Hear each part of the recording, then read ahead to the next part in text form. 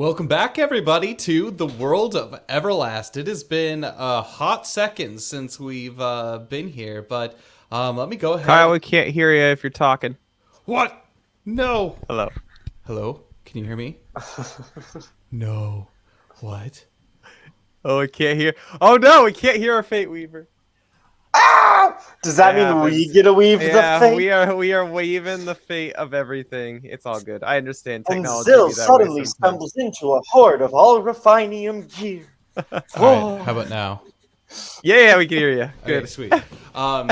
Yeah. For some reason, But it's too late. Zill found the refinium horde. Can't take it back. I was messing with something on my Stream Deck, and then I plugged my Stream Deck in, and something messed up happened. So, yeah, hopefully everybody on the actual stream can hear. Yeah, but anyways, welcome back, everybody, to the world of Everlast, and we are very happy that you are here to join us. It has been a hot sec since our last session, and happy November to each and every one of you. We are only joined by two of our players tonight, unfortunately. However, this is going to be a big session of story progression and holiday phase. So, because Connor and Cole are not here, Belbin and Luxalia kind of get the short end of the stick. So that's what happens. But we do have... Friend. They deserve it. Well, I understand life and family and all that kind of stuff happens, but it makes it so, you know what, like the whole party can't do stuff together if not everyone's there. Especially because a million people have to control, or two people have to control, like, double the amount of characters. So It's okay. it'll be a very heavy focus on both Zill and Yuki during this. So I'm used to juggling Let's three, go. so it's fine. It's all good. yeah, it's true. That's true. It'll be a nice peaceful session for you tonight. Nice. But let's go ahead and introduce the two characters that we do have with us. Let's go ahead and start with Max. Hello, I'm Max. I am playing the delightful Zill, who... I don't know what he's doing. He's a little freaked out still that he knows void speech. But his axes are still there, so everything's fine. I wouldn't worry about it, Max. It'll work itself out. I'm not worried, but Zill's really worried. He's like, why do I know? Speaking in tongues. Oh, Demonic tongues. Ah! Gosh. Yep. And then the next character we have is Luxalia. She is a Glyvan and the resident healer of the group. She is from the Silverwood, and she is the Shrine Maiden that has accompanied the group of Eclass Eeas and has thrown out a bunch of healing arts and that kind of stuff in order to keep everybody alive, as well as having a relatively good offensive, light dealing spell art stuff. So she does a really good job with that. And then next, we're going to go ahead and jump to Dane. Hello, everyone. My name is Dane, or Forged, as you may call me. But my character is Mistletoe Yuki, and she is a... What is she? She's pretty cool. She's a silver dragon. I'm sorry, a silver dragon. She's a silver dragon from the city of Flamonglith up north. She is a bard character. However, in this game, the wonderful thing about Everlast is she is actually a DPS. She's a sword dancer. And so she uses two broadswords, which is pretty cool. And so I don't know how much combat we'll be doing today, but at the very least, she's deadly on the battlefield and very kind and very nurturing outside. So that's absolutely. And then moving on to our next two characters. So we have Belbin, who is typically played by Connor. He is the grump of the group, and he's an older Glyvan gentleman from the Roku Horn. Gentleman is probably not the correct term for that, but he's the one who usually causes trouble for the group. And unfortunately, Connor wasn't able to join us today for this session. Hopefully next week he can be there. He has currently been spending this holiday trying to remove some of his misery that he's got on him. He's been accumulating a lot of that based off the actions of, the people. So people in his group and all that kind of stuff has been kind of taking its toll on him and on his heart and his spirit and the things that he's been seeing and witnessing too. The last dungeon didn't do so much good for him either. So... he's been spending some time trying to get rid of that, kind of going through some counseling a little bit. And then the last one that we have, typically played by John, but for the time being played by Dane, is Thordane. And Thordane is currently off on exploration of Aishen Island.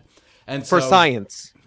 for science purposes. His ecological mind is just like, I'm studying these plants. Ooh, look at these ruins and all this kind of stuff. But he is actually a support character. He's a ranger that supports from the back with a bow, but also some very awesome on-the-road type stuff that he can do. Very, very great. But that is the party of Eclass Eeas. But again, we will be really focusing on Zill and Yuki today. And I am Kyle. I am the Fate Weaver of this group of Everlast and also the creator of Everlast. So before we jump in any further, let's go ahead and jump into some kind of the nitty-gritty, that kind of stuff. So Fantasy Forge and Kyle LaFonte own all copyrights in the text, images, video, audio, graphics, story, gameplay mechanics, and all intellectual property involved in the creation of Everlast. And so essentially what that means is we're bringing this to you early, allowing you to be able to understand, get to know the world, and really feel immersed in it before the official release of the game. Because of that, we do have copyright of it, so don't steal it, don't take it. This is our kind of like my brainchild, and hopefully something to bring to you and a way to be able to support myself and my family sometime in the future. So there's that. However, you may use the contents in these services for your own individual non-commercial and homebrew kind of entertainment. We want this to be able to be a world that you can be able to really understand and really know and really have some fun with. So you can use it to that extent. Just don't claim that it is yours because it is owned by Fantasy Forge and myself. So without further ado, let's jump right into it. I have a quick announcement to make before we go, Kyle. Just a quick one. Go. All right. Sorry, just a really quick one. So those of you who are my American friends, I don't know if any other country has this, but there's something called daylight savings that just happened, meaning the clocks went ahead an hour. I think so. Is that right? Behind an hour. I'm sorry. It's all confusing. But anyways, we are still starting the same time as always. So everyone in the rest of the world who doesn't have daylight savings, it's the same time we're starting.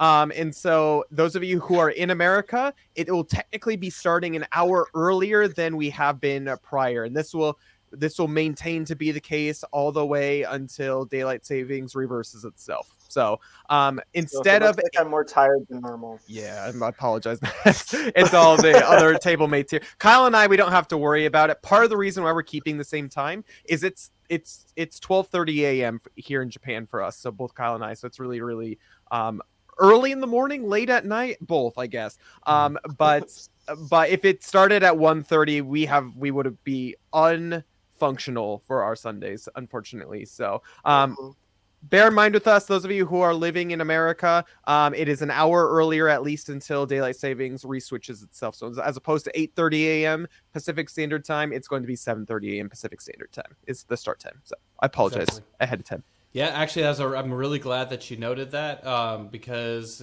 talking with my family back in America, I was like, oh, wait, daylight savings time is a thing. We don't have that in Japan. I totally forgot about that. So, really glad it doesn't exist. Exactly. The extra hour in the summertime is really nice, but also when you leave to go to work in the morning and it's pitch black, and then you come back at night and it's pitch black, it's kind of depressing. It's nice. Good stuff. But, anyways, let's go ahead and of the night. Jump right into it. So where the group of Eclass Eeas had just left off is they had basically beat down Ameos in the previous dungeon. The sorcerer, Ameos, yes, according to Zill, the sorcerer of Lillothi, and the whole purpose of their adventure being there was a portal that was being opened to somewhere wicked, somewhere evil. And so Eclass Eeas made their way in, infiltrated with the help of bandits, Duluth's bandits, and were able to get rid of the evil, saving a few of the bandits in the process. However, another person that they saved within the dungeons of this jungle keep was a draken by the name of Krothos. And so Krothos, he is a merchant that actually goes back and forth between Flomberge, which is the draken city on the town that's at the base of Aishen Volcano, and Takai Town. And so that's where most of the business happens. However, on his way back to Flomberge, he was kidnapped by Duluth bandits. and sent to this jungle keep, to where he was the only found living prisoner that they had. Before any kind of sacrifice could be made, Eclass Eeas saved him. However, at the conclusion of all of the events, even though Krothos, he fought valiantly with Duluth's bandits to get rid of the cultists that were there, he still wished to seek justice. The gold draken of Aishen Island are a very justice-seeking people. And so the task for the group of Eclass Eeas was to take these bandits back to Takai Town and basically put them before the courts, put them in front of the basically the leaders of the Takai Town council board of officials, and there were 3 representatives of the time. And so the number one person, the human that is there, is Malaziarch. She was there quite upset with the things that the bandits had done, especially with the reputation, the bad reputation that it could have inflicted upon Takai Town, as Takai Town is a vacation town that really relies upon its reputation and relaxation to be able to draw people there. And then the next person that was there was Concord. He was a golden draken and the representative of the draken race in the Takai Town Board of Officials. And then the final one was Hinako. She is a shrine maiden, the number one priestess at the shrine that's in Aishen Island. And she was also there, and she's grown pretty close with Luxalia in the process, since Luxalia's been spending time studying there and praying and whatnot. And so the group Eclass Eeas, they took, representing Duluth and his bandits, they took the group there, and during their conversations and during their speech, they were able to persuade the board of officials to not only let them be able to still stay in Takai Town, but to pretty much have their freedom completely, with the exception of paying back within 3 years the total amount of what they owed between the 6 of them. And so it was a very, very sweeping victory for Eclass Eeas and these bandits, and that is where we ended up leaving off.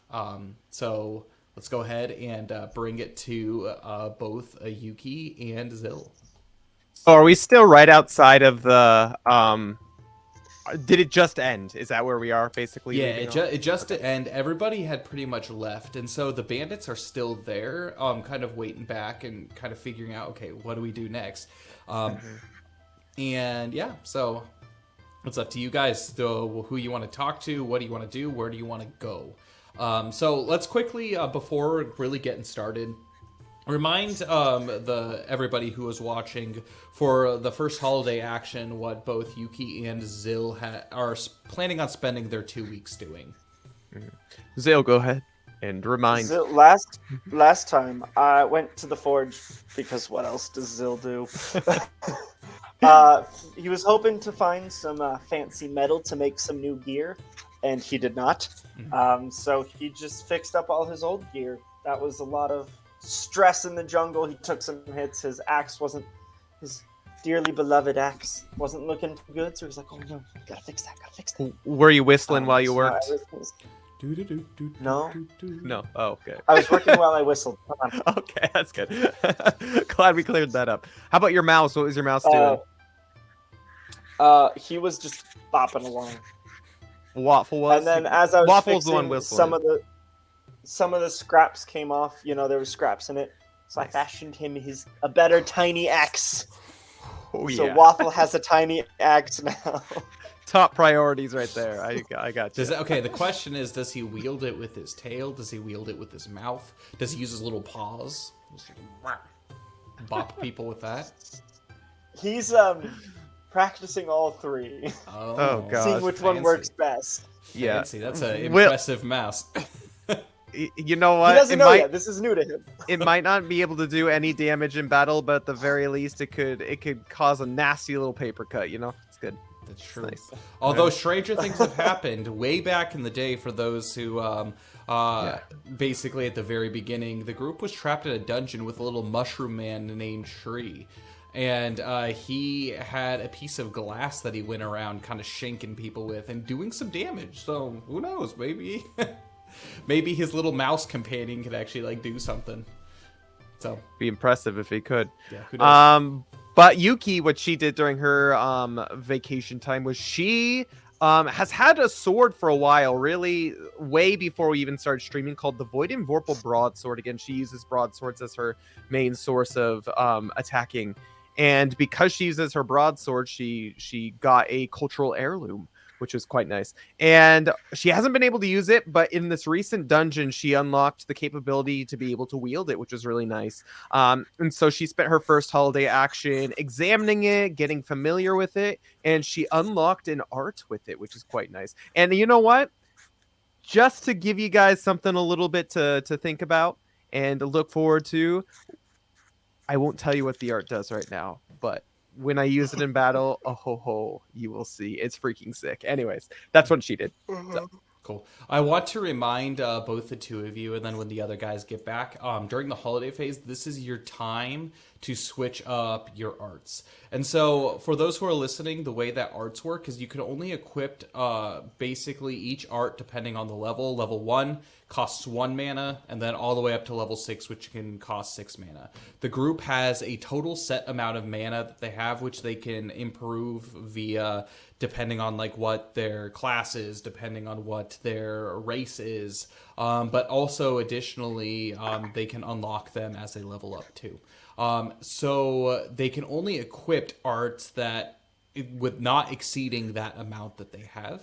And so this is actually during the holiday phase. That is the group's time to be able to equip and unequip arts however they want to do that in whatever way that they can. So it's up to them to be able to do that and whatnot. So that's good. But as kind of everything is going on, do we have any questions from our two players about anything going forward, about what you guys want to do, anything that maybe is of interest?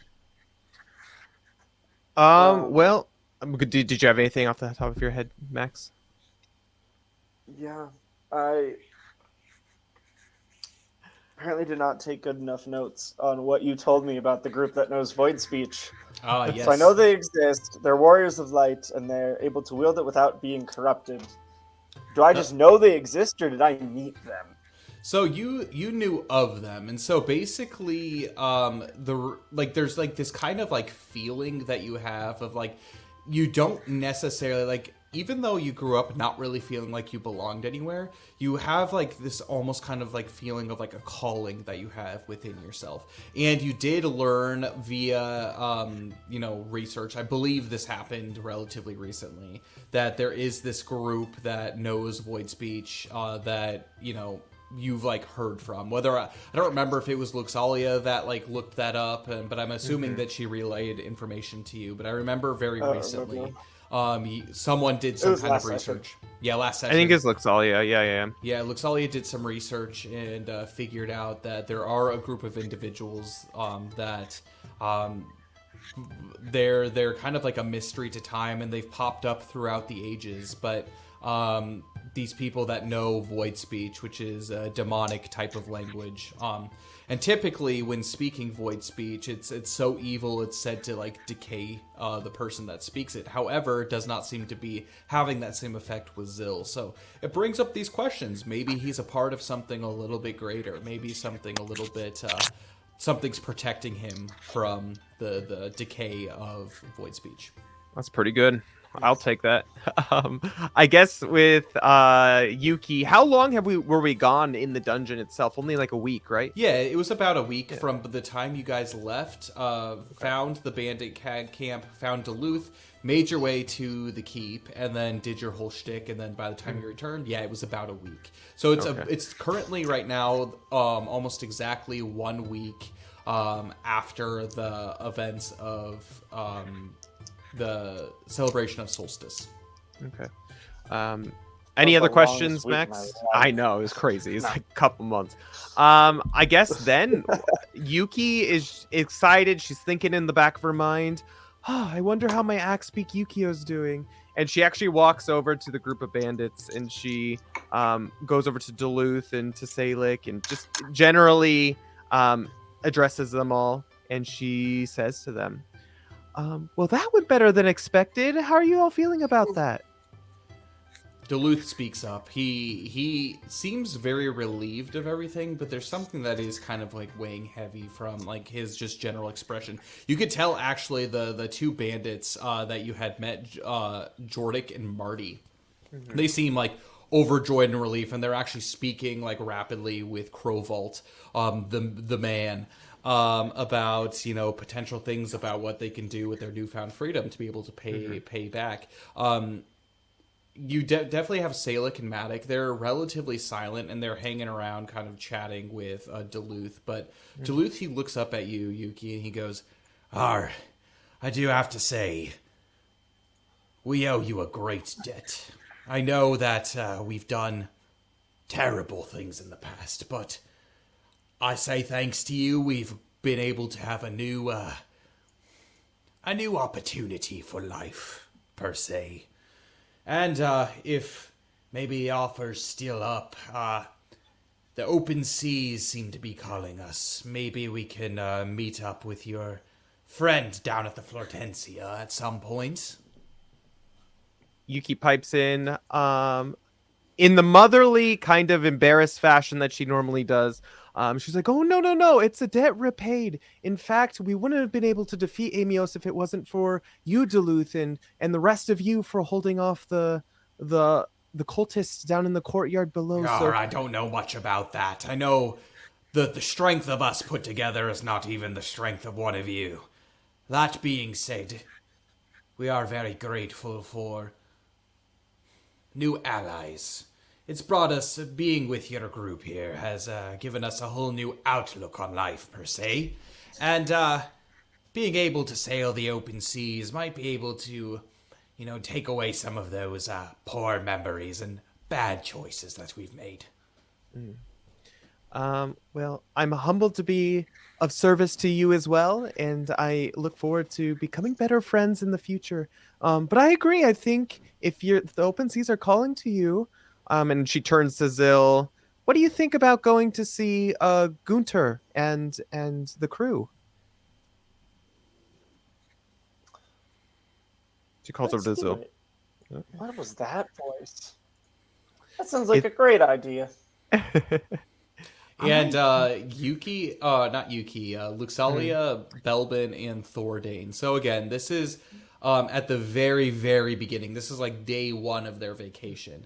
Everyone kind of agrees to do their own kind of thing at their own pace, and this is going to be the last that you guys are going to be hearing. Like, you'll catch up with them here and there, like, throughout your holiday, but Thordane, actually, the first thing that he does as soon as you guys all exit and make your way into kind of the top terrace of Takai Town. So for those of you looking at the map, that's very up at the very top. It's that red building next to the tippy top where the onsen is. So everybody is leaving from that direction. And Thordane, he's going to go ahead and make his way down and into the jungle. He is very, very excited to be able to explore. And so one of the things that had been mentioned last session was he got the opportunity to explore the entire jungle, and he actually found some very interesting ruins that he was able to explore, ruins of ages past. And he came back, but now he is an expert of the jungle in these 2 weeks. So, freaking Thordane. If the group does wish to go maybe do some side adventures in the jungle, they can do so being led by Thordane to be able to get there, hopefully without too much problem. And then Luxalia, she has decided, speaking a little bit with Hinako, to take this time to be able to study a little bit up at the Aishen Shrine. And so she learned actually a lot about the history, and for those of you who don't remember, just kind of the idea of like what existed here. Primarily that this island actually used to be kind of the cradle of civilization, where previously, before the sea and basically the land got displaced, this was where all life apparently started and where all life was created, actually at Aishen Volcano, where You have Flomberge that is currently there. There used to be a city named Ashalenthil.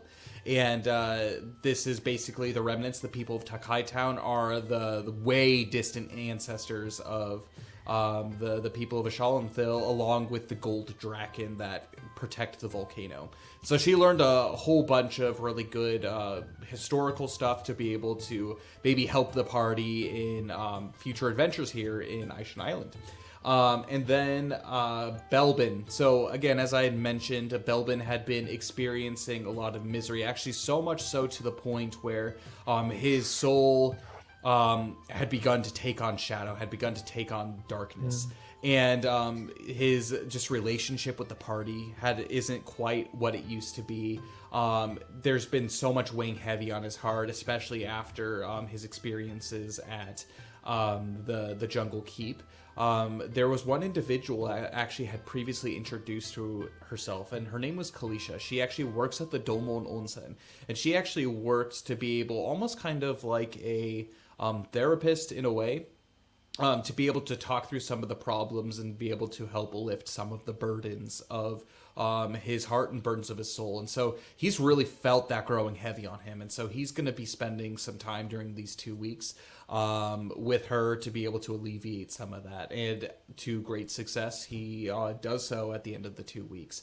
But we're going to go ahead and hand it off to Zil and Yuki right after that very first day, basically on the job. So where is it that you wish to go? But is this after we already did like our first holiday action? So that's all going to be included at the very end of the 2 weeks. Okay. So I'm just going to assume that basically everything that happens, whether it's story progression, you're also spending time doing those things. So technically, like, for example, let's just say like you decided to do some kind of Adventurers Guild quest. Yuki, you would not be able to use your new Vorpal broadsword art yet, because you don't get that technically until the end of the 2 weeks. Okay, sounds good. Well, not that she'd be using it anyway, but she's actually going to go down to the what's it called, the stables, where she has her axe beak Yukio, and she's and go and say hello to him and see if he's doing well, and if she's gonna try to get Salik to go along with her, if she so desires. So Yuki, she makes her way down through the town, all the way down to the stables in this direction. Without actually much convincing that needs to happen, yes, she is able to bring Salik along with her. Well, how's he doing? Is he doing well since the other day, or is he still playing shy and quiet and that kind of stuff? Salik, not Yukio, I'm assuming you're asking. Yeah. Yeah, Salik, he initially he's a little bit confused by asking him to accompany you to the stables, but as you can see, he's still clutching the gemstone that you had given him previously, and it seems like in his heart he owes you a whole lot, so he kind of goes without question. And actually he looks up to you a lot, very much as this kind of like motherly figure per se. And so he comes, like he's just assuming that if you have something to show him, it's going to be worth his time. So he comes, he's relatively quiet and doesn't really ask a whole lot of questions about where you're going. But you make your way down to the festival plaza, and there's actually a decent amount of people that are here. You can tell like life has just gone on. Yes, the end of the celebration of solstice has basically concluded, but there's still a decent amount of people that are walking around Takai Town and that are spending time in this beautiful town. You can tell that it is the height of summer, very humid, very hot, but people are in generally good spirits. And this is something that Salik, walking through the crowd, like he's in awe of this. Like he sees all kinds of people chatting, he sees friends, family members, all like, you know, buying themselves drinks, doing all kinds of things, walking around, laughing. That's something that he hasn't experienced in so long. And you can tell he's not super young too. I mean, he's probably right around Zill's age. And I mean, young, but not like a kid. And the way that he's looking, like the expressions on his face is a little bit of confusion, but just like bewilderment of like a child, like the innocence of a child. And he follows you, and you make your way to the stables, and the stableman, he greets you and basically recognizes you. You're a very easy person to remember and lets you in. And immediately you see Yukio, your axe beak, and he goes, "Brrr!" And he like kind of fluffs up his feathers, and he kind of like, you know how like an emu is when he gets excited. Yukio's just kind of like sprints and doing circles. that, and like is like in his little stable, like sprinting around and like really excited to see you. She brightens up and she's like, Yukio, how have you been? It feels like it's been months, but it's only been a week. And she goes over to him and gives him a big hug around his neck, being careful of his axe beak so she doesn't impale herself on it. And she reaches into her pocket and takes out an apple and gives it to him. Do axe beaks eat apples? I'm assuming I would have found out what they would have eaten with how much time I spent with them. Axe beaks are omnivorous, so they eat meat, fruits, that kind of stuff. Especially axe beaks that from Aishen Island. They're jungle dwellers, and so they'll eat whatever they can get their beaks on. Apples aren't necessarily a common thing to find on this island, but it's sweet and it's fruit, and you can tell he really likes it. So he's loving it. Well, great. And so she's gonna pat him. Then she's gonna turn to Salik and she's gonna be like, "Have you ever ridden an axe beak before?" And like excited, but like still trying to, handle Yukio at the same time, just kind of over her shoulder. Outside of what I've seen in the jungle, I've seen some wild ones, especially in combat. They're quite terrifying, but how have you bonded so well with this creature? And he kind of looks up at Yukio, like a little bit intimidated, because this thing still towers over you. I mean, he probably rises about like 7-ish, 7.5 feet tall. And so, he kind of towers over the two of you. Very confused. I mean, Draken and Axebeak don't seem like a typical pair. Well, Yuki goes into the whole story without getting into too much detail, but just the long and skinny. Well, before I met you and before we went on our journey into the forest, we actually were on a expedition inside the forest, and we found a group of Axebeak that had been slain by the local by the local predators of the island, and we were able to save Yukio here. And she gives him a nice little pat on the neck and ruffles his neck feathers a little bit. And just in that time, I spent a lot of time with him. We even ran in the big Axebeak race the day of the morning of the festival. Actually, we ran in an amazing race and we took first place. It was awesome. What did I get from that again? I don't remember. A trophy. Is the trophy in the stable still? Yeah, I'm assuming it's there. It's there. Yeah, it's good. Like everybody knows you. Like you're pretty famous from the events, because the Axebeak race is the biggest event that leads up to. So a lot of people come just for that, and so in a way, Yuki is a local celebrity, but Yukio is like the Axebeak that everybody knows. The Axebeak, nice. And so. The way that the stable actually is you need to like be able to get past the front desk in order to get to the stable portion. But you can see the outdoor, kind of similar to like a petting zoo. But you can see kind of the outdoor, and a lot of like kids, a lot of people have been kind of gathering around and like pointing out, it's like, look at that, that's the Axebeak that won the competition, like all that kind of stuff. And so he in himself is a local celebrity as well. So. Yuki calls over Salik, like kindly just gesturing towards him, saying, would you like to pet him? And then she turns to Yukio and she's just like, you be a good boy, he's a good friend of mine, and just like pats him. And go ahead and make a charm skill check for me, or influence skill check for me. I'm good at that though, is the thing. I wish it was charm. That's a 13. 13. Yukio kind of looks down at you and is just like, and kind of like walks over, and actually he bows his head down as if understanding your words. And Salik, he cautiously puts up and but begins to run his hands through his feathers, and you can tell that there's like this small smile that's begun to, kind of make its way on his face. This is actually new, and you haven't seen this before. It's a quite different look at Salik than you've previously mentioned. But he says, it's pretty incredible seeing someone like you, you know? And he kind of like looks at you a little bit and then looks back at Yukio. Whether it's beast or person, the fact that you're able to win your way into the hearts of people is just, it's uncanny. It's almost as if like this is something that you were like born to do. I know a lot of the members of your party, per se, I mean, there's a few stoic individuals, I guess, but it seems like they rely on you for a lot that's going on. Would that be true?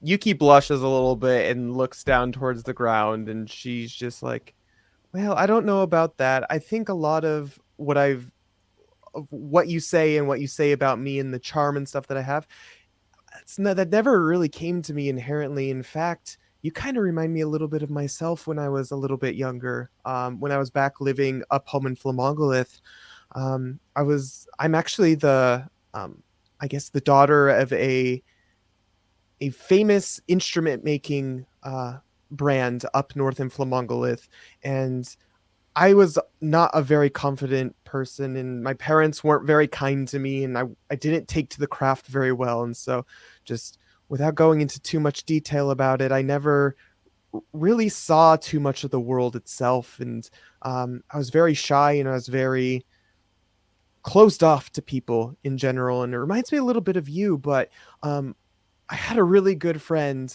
back in the day, and she pulls out of her bag a wide brimmed hat with a nice feather coming out of it, and this is actually his. And he showed me how to live, and he showed me how to live a life, and everything I've learned has come from him. And I mean, I thank him for everything that's happened in my life up until this point. And I guess I just want you to know that there is still a life worth living out there, even if your past still haunts you a little bit. And she puts it on his head jokingly, and she's like, well, why don't you get on? And gestures to Yukio and has him climb up on top of the Kind of unsure. He cautiously does. And Yukio, he kind of goes, like, not used to, like, after a week of not having people ride him, just kind of getting used to it. He gets up there, no problem, and he has the hat on, and he kind of just, like, he takes it off and looks at it and says, well, I might not have something quite this elaborate to remind me of my mentor, and then he looks down at the gem in his hand. He's like, and then he looks at you, and he hands you back the hat and says, you know, it's amazing how life works, isn't it? Two people coming from seemingly brokenness, getting the opportunity to not only grow close together, but to actually have someone to look up to. I only wish that someone could look up to me like the way I look up to you one day. And he kind of just like sighs, and he's like, now, so how are we gonna do this? And he's looking at at Yukio, and it's just like Yukio looks a little bit bewildered and confused, but Yukio's actually also looking at you too, Yuki. Yuki laughs a little bit to herself, and she smiles up at him, and she's like, well, it looks like at this point everyone's gonna be looking up to you all the way up there. And she guides him out of the stable, and because I know, it's so funny. And you said it's kind of like a petting zoo where like people can see it. Mm-hmm. And she takes him for a little bit of a stroll along the fence, letting all the little kids like pat the side of Yukio and whatnot, and reminding Yukio along the way that be nice. They're just here. They're just admiring you. It's okay.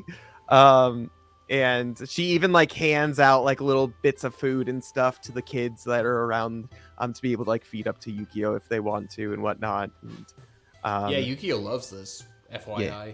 And actually is so preoccupied by these handouts, quote unquote, that it's less walking and more kind of like going, stopping, moving, stopping. And so it doesn't require a whole lot of effort on Salik's part. He's just kind of there for the ride. And he seems to really enjoy this, and Yukio does as well. And that's how they're going to spend the rest of the afternoon and stuff. So just... Cool.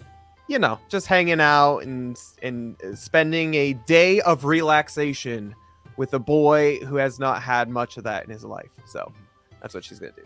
Yeah, and as you do that, Zill, he makes his way, I'm assuming, down to the forge, and that's where we're gonna go. Where he was asking about all of the metals and stuff. They don't really have that much in stock, and so Zill, in his mind, he's like, "All right, I'm gonna just spend the time repairing some of my gear." But is there anything else too that you want to go take a look at, that you want to go explore? Is there any of the bandits that you want to talk with? Is there any other kind of NPC character too that you want to get to know or learn of, or talk a little bit with?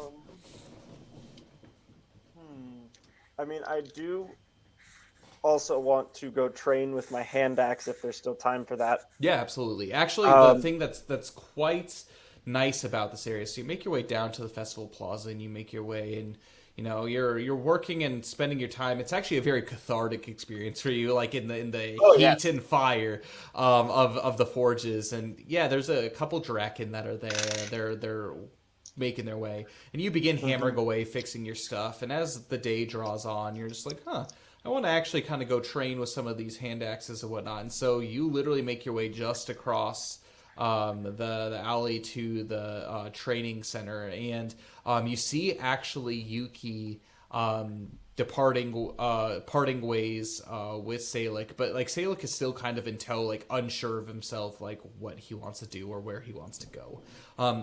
But you see him kind of standing there, kind of somewhat following, just trying to figure out what's next. But you make your way over and you start training with your hand axes. So just for the sake of brevity, I'm going to actually have you go ahead and make some skill checks for me in order to train here. So does Yuki see Zill while he's out and about doing his thing? Yeah. You kind of have a passing glance. Zill's a very easy person to see with him and his armor. Well, she is actually going to take this as an opportunity to train as well, and she's going to bump over to Salic and kind of nudge him in the rib and say, "Hey, have you ever done any training with a bow before?"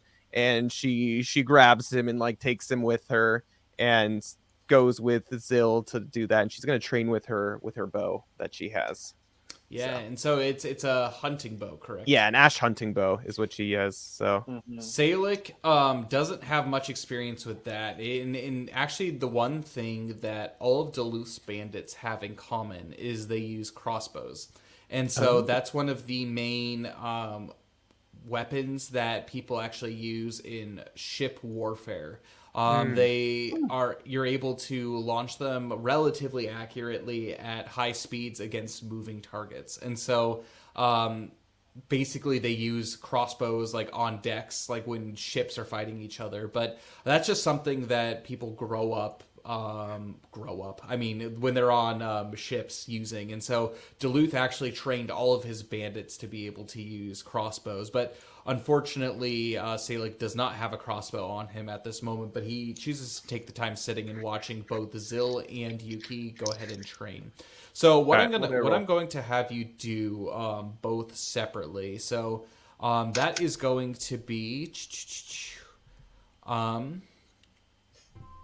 I'm going to have you both make strength survival checks for me. I'm good at that. I'm really good at that. Nice. 20. 19. 20 and 19. So what's your current proficiencies with those right now? C. D. C and D. So you both pass. And so Yuki, you have. She doesn't even have a C. I don't think she has any proficiency with it, honestly. So she's never used it before. You still succeed with it. And you end up getting 20 experience points with that, which actually brings you up to E proficiency. Yo, let's go. Does my human trait apply to training as well? And what's that again? Adaptable. It's a +2 bonus to the amount of proficiency gained with weapons and armor. It does. So is it just a +2, or is it multiplied in there somewhere as well? It's just going to be a +2. Okay, it. so But 22. and you are currently at a what proficiency with your hand axes? A D. Still D. I'm 8 away from a C. All right, you got 42 Oh, experience. never mind. Pretty good. Sorry, how much did I get 42? again? Do you remember off the top of your head? 20. 20. Okay. Sick. That means I'm up to a C. And, let's freaking go, Zil. and actually, both of you, though, as you're training, this is a very... And again, this is over time. And so you've noticed that, throughout your days that you've been training, it just gets easier and easier. And you're just actually, the prowess that you have with these weapons, Yuki, you're not completely missing anymore. You're actually, like, hitting the targets. Zil, you have a little bit more experience with your hand axes, and you're spending some time doing some axe throwing, but at the same time, like, melee combat, too, with them. And as you do more and more, you notice that, you've become very comfortable with your weapons, so much to the point where you each gain proficiencies with your stuff. So what does that allow me to do now that I have proficiency with it? I just get to add your physical modifiers. Your physical modifier. It doesn't. Your weapon, if it's an ash, doesn't have modifiers, but you can add your physical modifier to damage. So I add that to my hit. My physical modifier? No, your physical modifiers to damage, and then your ranged modifier is your hit. So when you gain proficiency, you just add the hit modifier, right? Like go up a tier.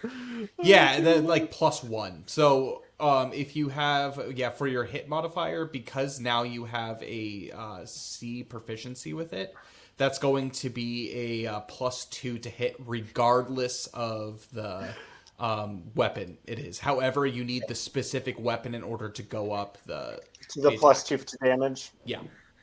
What's so funny, Yuki? I went up from just having a 1 to hit to a 2 to hit. Nice. a two to hit? Yeah, +2.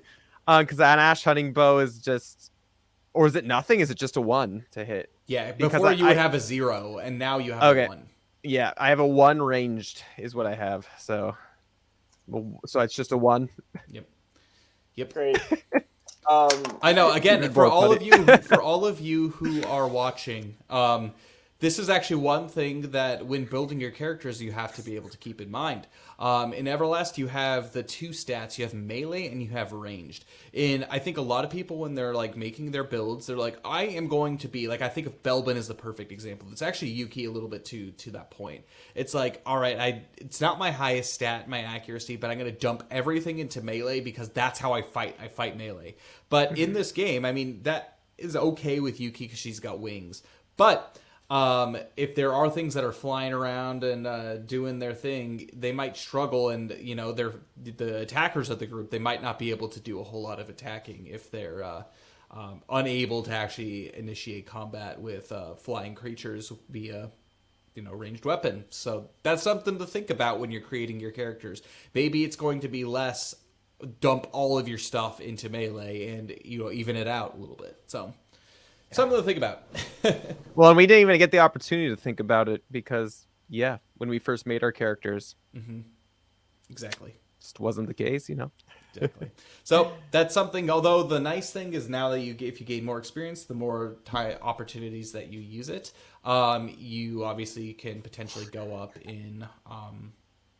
So that's fun. Mm-hmm. Yeah. Awesome. So next, let's go ahead and figure out story-wise what you're doing. So you're taking some time, and you guys are really focusing on specifically Yuki looking at her weapon and then training with her bow, and then Zil spending a lot of time. And in the festival plaza, you haven't seen Thordane for days. Belbin, you've seen glimpses of him as you guys are staying at the onsen, and pretty much you see people to sleep, but you haven't seen Thordane in a while. Luxalia, you guys have seen off and on. Yuki a little bit more than Zil, just because you guys have been rooming together. However, you guys are down in the festival plaza when all of a sudden you are approached by what looks to be a Malaysiarch. And so you recognize her, and she's accompanied by a relatively tall, very kind of beanstalky individual. And she approaches you. Ah, yes, I'm glad that I found the two of you here. You're a very difficult group to track down altogether, you know that. This isn't that big of a town. I'm only like one of two places. I don't know what you want from me. Yes. Well, since the two of you are here, I have something to acquire of the both of you.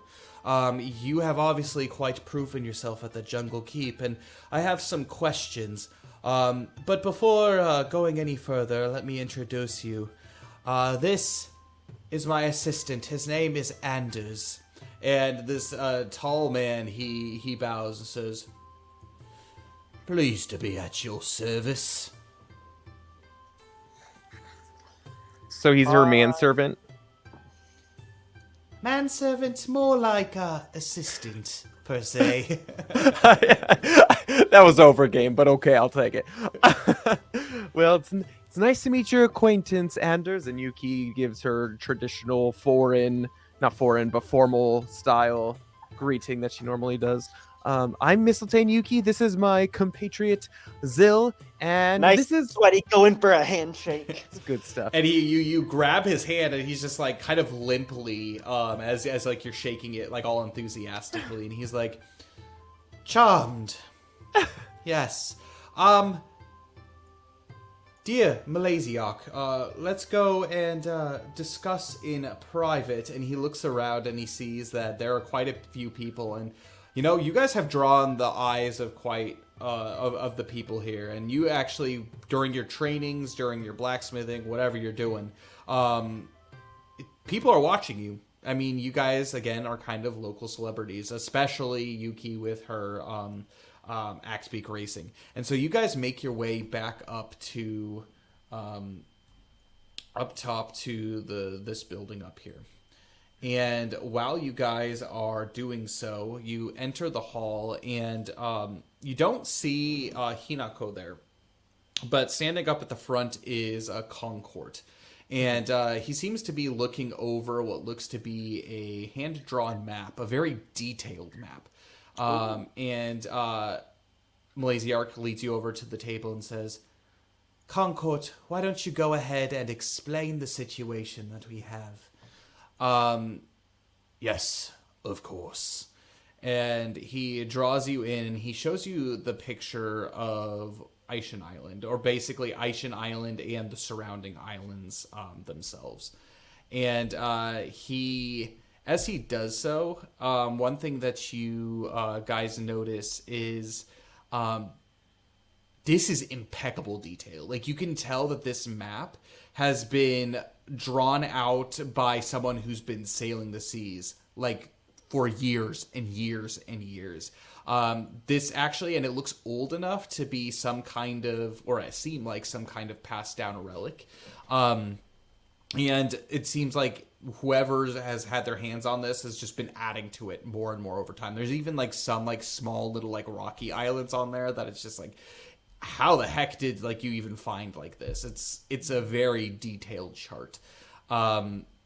And he goes ahead and he opens it.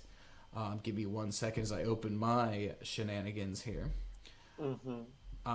We like shenanigans. We're here for it. Oh yeah. That's all we get into is shenanigans, I'll tell you. That's the job of being an adventurer, is you're the shenanigans dealers. We're professional shenaniganers. Yeah, exactly. The shenanigans people. Shenanigans. The shenanigans, yeah, I like that. It's not there. Hold on, give me a second. I thought I was organized, guys. Chotomate. It's okay. Yuki turns to Zil, and is what's his name? Salik still with us? Salik is not with you. Yeah. Actually, so one of the things that he and Duluth and the group has done is they've gone to try to go introduce themselves a little bit more to Gunter. And down at the ship, that's something that actually every single one of them seem to be somewhat interested in. Is that in particular, and so they're doing it, and they're down and with it. So and Gunter, I'm assuming, was okay with the whole thing, since again last session, for those of you who missed it, it was we had basically gotten permission for them to join the crew if they were found innocent, not innocent, but if they were allowed to, I guess, by the island, right? So is that still Yeah. the case? Yes. However, that was more just to even start the conversation. So actually, one of the things that they're currently in the process of doing is trying to prove themselves. Because again, one of the things that Gunter does not want is he doesn't want someone to just, be there and like.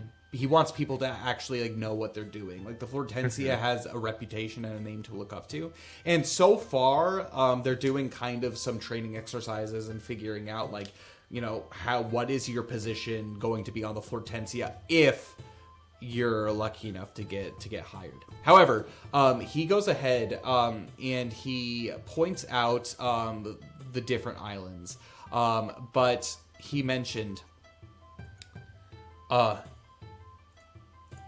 Yes, it's been a while for me to be back to Flamberge. However, there has been some concern by the locals there. Now Goric Cragheim. He is our king, the king of the Gold Dragon. And no more than about a month ago, the son of Nazrahim left the top of Aishen volcano. For you guys, I don't know if you remember, this was like a year ago, longer than a year ago, maybe a year ago about, where it was back when we were playing our old sessions. One of the things that you guys had noted that you had seen when you arrived at Aishen Island was there was a great red dragon that had made its way out of the top of Aishen volcano and started flying off in the distance. I don't know if you guys remember that, but that's something that did happen. He kind of looks a little bit troubled. Now, Goric. Well, he's brought news that Nazrahim's son has not returned. This is quite troubling indeed. He is a young dragon. And dragons tend to get themselves into trouble. Oh, yay. Indeed. The last we heard, anyone has seen him, is he made his overbutt to Terabay Island, and from what I've heard, you are familiar with this. And you guys are familiar with this. Terabay Island is the island that the Earth Pillar is at.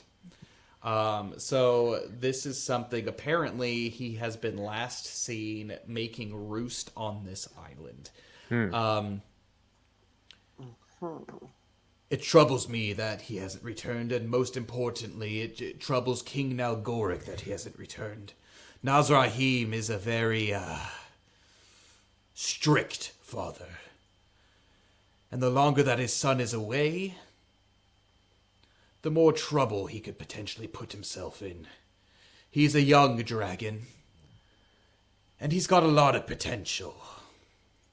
However, being as young as he is, we do worry that Nazrahim's heir is in danger. Would you be willing to look into this, since you are not only familiar with the island, but your obvious prowess with blades has proven yourself more resilient than our other sailors that we have here on the island? What say you? Well, I think we'd have to talk with the rest of our party, but I don't see any harm in doing so. And in fact, I kind of want to learn a little bit more about these islands and the ongoings, especially with a figure like Ameos that we destroyed. Like, I would love to be able to just know a little bit more. Hey, whatever, Zil. I would love to know a little bit more about this island, and if this is a key to discovering that, I think it's a good idea. I'm not opposed to it. What about you, Zil? What do you think? Did you say I get to hit something? I highly do not recommend hitting Smoldran. That is his name. That's the dragon's name? The dragon's name. Smoldran. Ran or Am? Smoldran. Smoldran. Nice. The son of Nazrahim. I highly do not recommend swinging anything at Smoldran. Yes, I you wasn't are gonna hit very him. skilled. However, he is a dragon after all. I wasn't gonna hit him. But you said we needed our blade skills. So there's something to hit, right? Potentially. Oh, then I'm in. Good indeed. And so he turns back to the Malaysiarch. Yes, that's what I like to hear. Unfortunately, the Flortensia looks like it's being used for training exercises. And Gunter, he's been spending a few too many nights at our local tavern. So, we will go ahead and put together a crew, a small crew on one of our fastest ships. Terabay Island is about 3 days' travel from here. If you will go ahead and with the crew that we put together go investigate this island and go investigate Smoldran, we would be much in debt of you. We are ready to do so, and I don't think you have met Nalgoric yet. This might go a long way in order to earn his favor here on this island, and that is quite the favor to be able to have. Of course, not only is he the king of Flamberge, but he is also the keeper of Aishen Volcano and the caretaker of Nazrahim, the great dragon. So, by doing this, not only will you be rewarded greatly in facing down a dragon and actually being able to see Smoldran. Very few have done so, and to be honest, it's a great honor to be able to see the son of the great Nazrahim. Is quick question over the table. Nazrahim's not a bad dragon, is he?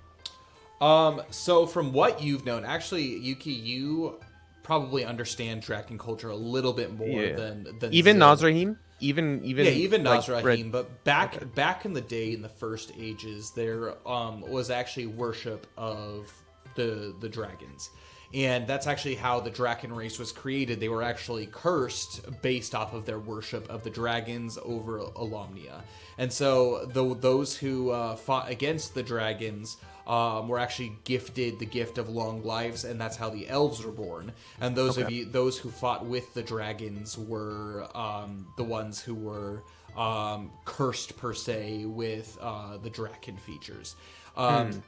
However, since then, the dragons, so the great dragon Belial, he was the big black dragon, he was actually sent away far to the north. And imprisoned in the north. However, the other dragons were not done so. And Nazrahim, actually his home, and has ever been his home, has been Aishen Volcano. And he has actually been serving the latest, basically, ages of Everlast, protecting the Flame Pillar. And so Nazrahim isn't necessarily a bad dragon, but he's not necessarily a good dragon. Don't get on his bad side. Yeah, he's ancient, and he is very all-knowing, and he's got a fiery temper, but it doesn't necessarily mean that he's bad. So maybe Yuki can chill him out a little bit. Ha ha ha. So like you know basic stuff, like pretty much that's like the general history that you know. But it is surprising to hear that he actually has a son. So dragons are legendary. And there are actually a decent amount of dragon hunters that exist, people who still have grudges against the dragons from the first age. Lots of elves hunt dragons and kill them. And so there aren't very many dragons that exist. And a lot of the dragons, too, are very competitive with each other. However, the main dragons that do exist in Everlast, so there's the three of them. There is Felquaith, there is Kalisha, and there is Nazrahim. They are ancient, and they have been in existence since the first age of Everlast, and they mostly keep to themselves. They're not very much involved with the dealings of people, just in general. So people are generally afraid of them. They're big dragons. So, Great. yes. Okay, good to know. So are we going to meet this fella? What's his name again? No, that's Malasiarch's assistant. Goric? No, wait, that's the king of the Gold Nalgor? Draken. What's his name again? What was the guy's name again? I'm so sorry. Which one? I missed it. The guy that we're going to meet with the boat. No, I haven't mentioned who Oh. the person is yet. So There we go. yeah, there's a reason you don't have it. And Blasiarch, she continues. She says, So we're gonna go ahead and send you down to the docks to meet your hired crew. So Anders, if you would, lead them down. And Anders is going to be keeping watch with you.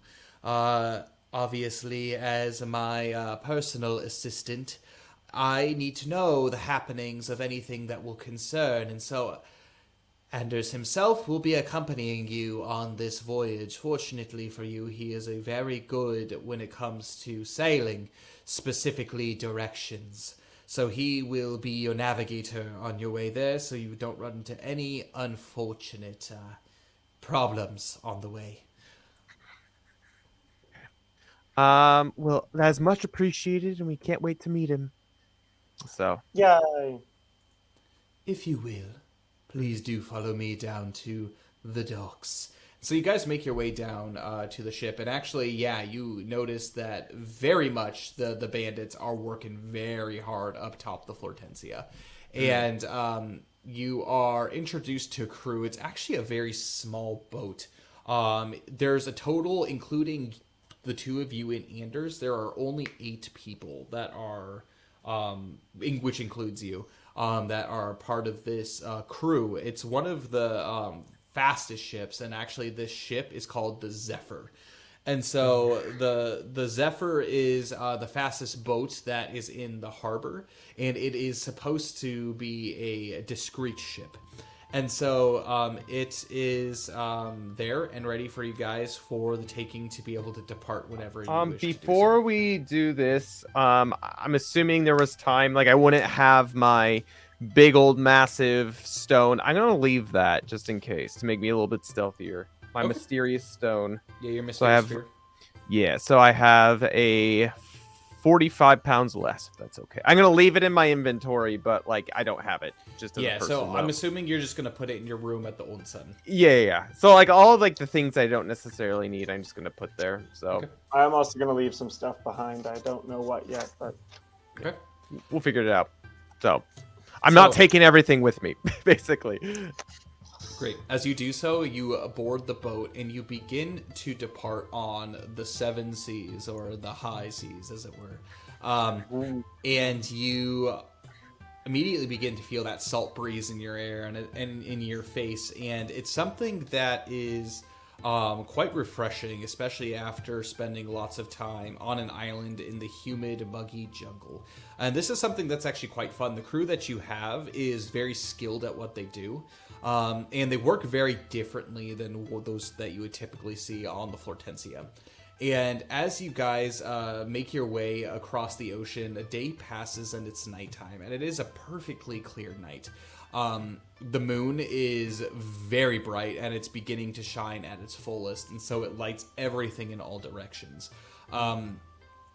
This is very peaceful, and it brings you guys actually some peace. But I'm going to have you at this moment, the both of you make a... let's go ahead and make wisdom skill checks for me, the two of you. 13. 13? 18. 18. Nat 15. Wow, pretty good. I know. So, Yuki, you go ahead and you remove 1 point of misery. Yo! Let's freaking go. Zil, you appreciate this quite a lot. This is something that you have, until like this adventure, you have never experienced the ocean or anything like that. And so it's kind of exciting and very riveting for you to be able to see this kind of travel. And you go ahead and you remove 1 point of misery as well. Let's go. So the days pass, and immediately the morning of the third day kind of dawns, and you see on the horizon what looks to be Terabay Island. It seems just as abandoned as it was originally when you had made your way onto that island. However, you do see something fluttering about, giant wings up on what looks to be the crest of the... I mean, there's mountains, but they're not super tall mountains, but like up on the crest of like one of like the mountainous hills.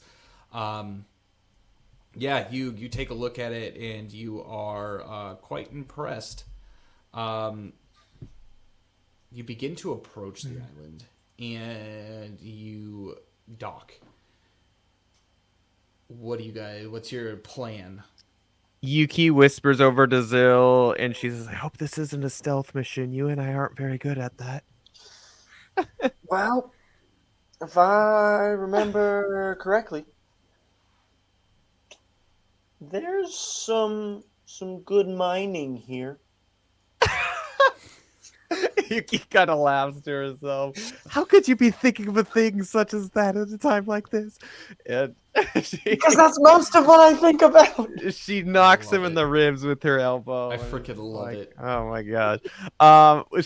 Yuki turns to the rest of the crew. Are any of the crew members anyone that we had previously met outside of this moment? No, unfortunately. So like you've gotten to know them a little bit, but not so much where it's like I trust these people with my life.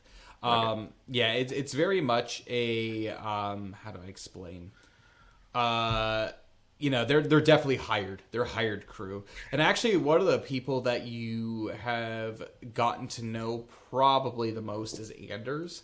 And outside, one of the things that you notice is outside his like general like fancy pants facade, you can tell like being away from Malaysiarch, like he's definitely more of like a free spirit when he's out on the waters. Yeah, again, like you can tell that this is his like comfort zone, and he was guiding very skillfully. And actually, while you guys were traveling, he began to tell you all kinds of stories about previous days out on the ocean, and he's pointing things out, things that seem so minuscule in the process. And it actually lends itself to where you can only assume that map that you guys saw previously probably in part was filled out by Anders and his traveling, and obviously other people as well. But yeah, it's quite interesting and whatnot. He actually is going to basically take the crew and let them, make sure they kind of like go into the small jungle that there is and kind of restock a little bit on provisions. But it's up to you guys how you want to approach this. Well, how late into the night is it at this point? It's early morning. Oh, it's in the morning. Okay, Yeah, so early did we morning. Did we get any sleep at all during that? Yeah. Okay. All right. Like just normal sleep. I mean, you guys are all normal, fully rested, all that kind of stuff. So. I was just wondering if we needed to camp or anything, but sounds good. No. Yeah. Okay. Well, Yuki turns to, I guess, Anders and says, "You seem to know a lot about these islands. How did you get into the company of Malaysiarch? You seem to be completely opposite kinds of people." Well, Malaysiarch, she is one of the primary families that has apparently been able to basically track her lineage all the way back to the earliest people of Ashalinthil. I know power when I see it, and I know how to make myself useful to those people with power. And thus, I have come in her company, not only as her most trusted advisor, but also the executor of the tasks that she needs to know. And to be honest, between us, I also get a nice paycheck, especially as long as as long as Takai Town makes itself prosperous. And this being a case of, there's a dragon in our midst, I have a hunch a lot of people will not be making their way to Aishen Island as long as there is threat of a dragon afoot, so I will see that this is going to be taken care of. I will be waiting here, making sure that none of these are rascals, these scallywags, make sure to do anything sketchy while you guys are gone. But while I do so, I do bid you good luck. Especially you, and he looks at Zill. Zill, do you know Draken? The language Draken? I do. You do? Are you serious? Zill, what the heck? Oh yeah, I mean, we've gone over this. You We've knew had this! conversation. We have conversation. Yeah, it would make sense that he would. So it makes sense that actually the two of you are the ones that are sent out to go complete this task, as it is obviously you're able to speak with a dragon. So going ahead, I'm gonna just assume that both of you are able to do so. Yep. Quickly, Yuki's gonna turn back and ask, "Is there any last minute advice or anything that we should know about before we make our trek to Smoldran?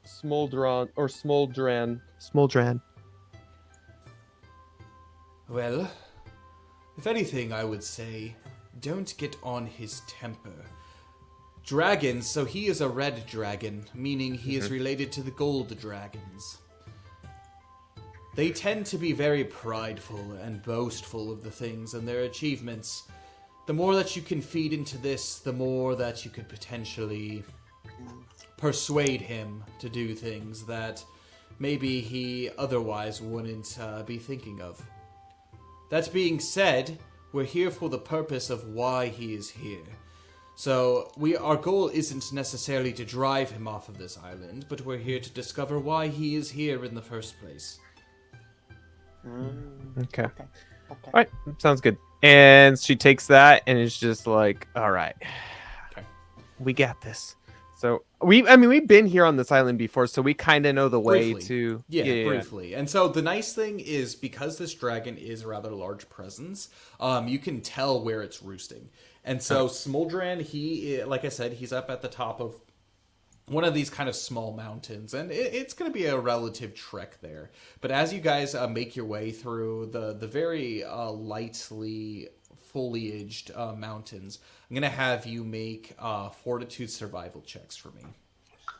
I'm okay at those. Fortitude. Oh dear. That's an 11 for Yuki. Okay. 13 for Zill. 13 and 11. Oh dear, getting a nice 13. That's pretty good. Those are pretty some good. Rolls. Well, I rolled a 5. Oh, I rolled a 6. Yeah, you make your way, and actually the climb itself isn't so bad, especially compared to what you guys had experienced in Aishen Island. It is not nearly as oppressive. However, as you begin to climb the mountain that he's in, you notice that these mountains are pretty sheer. So I'm going to have you make agility survival checks as you begin Oh, to why do you have to climb. do agility? That's the worst. It's fine. Oh, it's good though. Okay. Non-natural 16. Oh, 19. 19. Oh, freak! What the heck is going on here? You are... Rolled real well. Zill is all but like sniffing the rocks to see if there's Oh my any gosh. minerals within. But he is he's climbing. He's like, Give it a good lick. yeah, You know, salty. Cornelius. Yeah, and actually, it's surprising because as you're doing this, as you're shimmying your way up, you're not making a ton of noise, surprisingly. But as you begin to make the climb, one of the things that you begin to notice is it's starting to get hotter. It seems like whatever the dragon is roosting at the top of this mountain seems to be putting off some decent heat. And so it's pretty hot as you do so. But without much difficulty, you make your way up to kind of a platform where you're able to kind of catch your feet. You're not climbing anymore, and you're able to take a rest.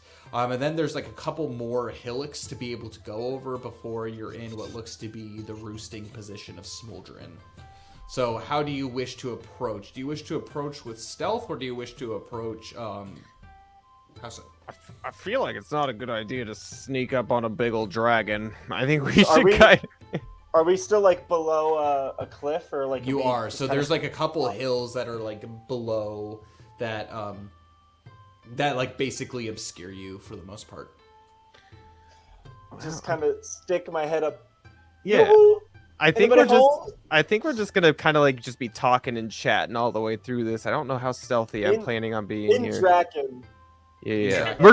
We're talking and Draken to each other this entire time. You know, we got down. We're like, we know what we're doing. I'm practicing with Zill, making sure his Draken is on point, and it's polite.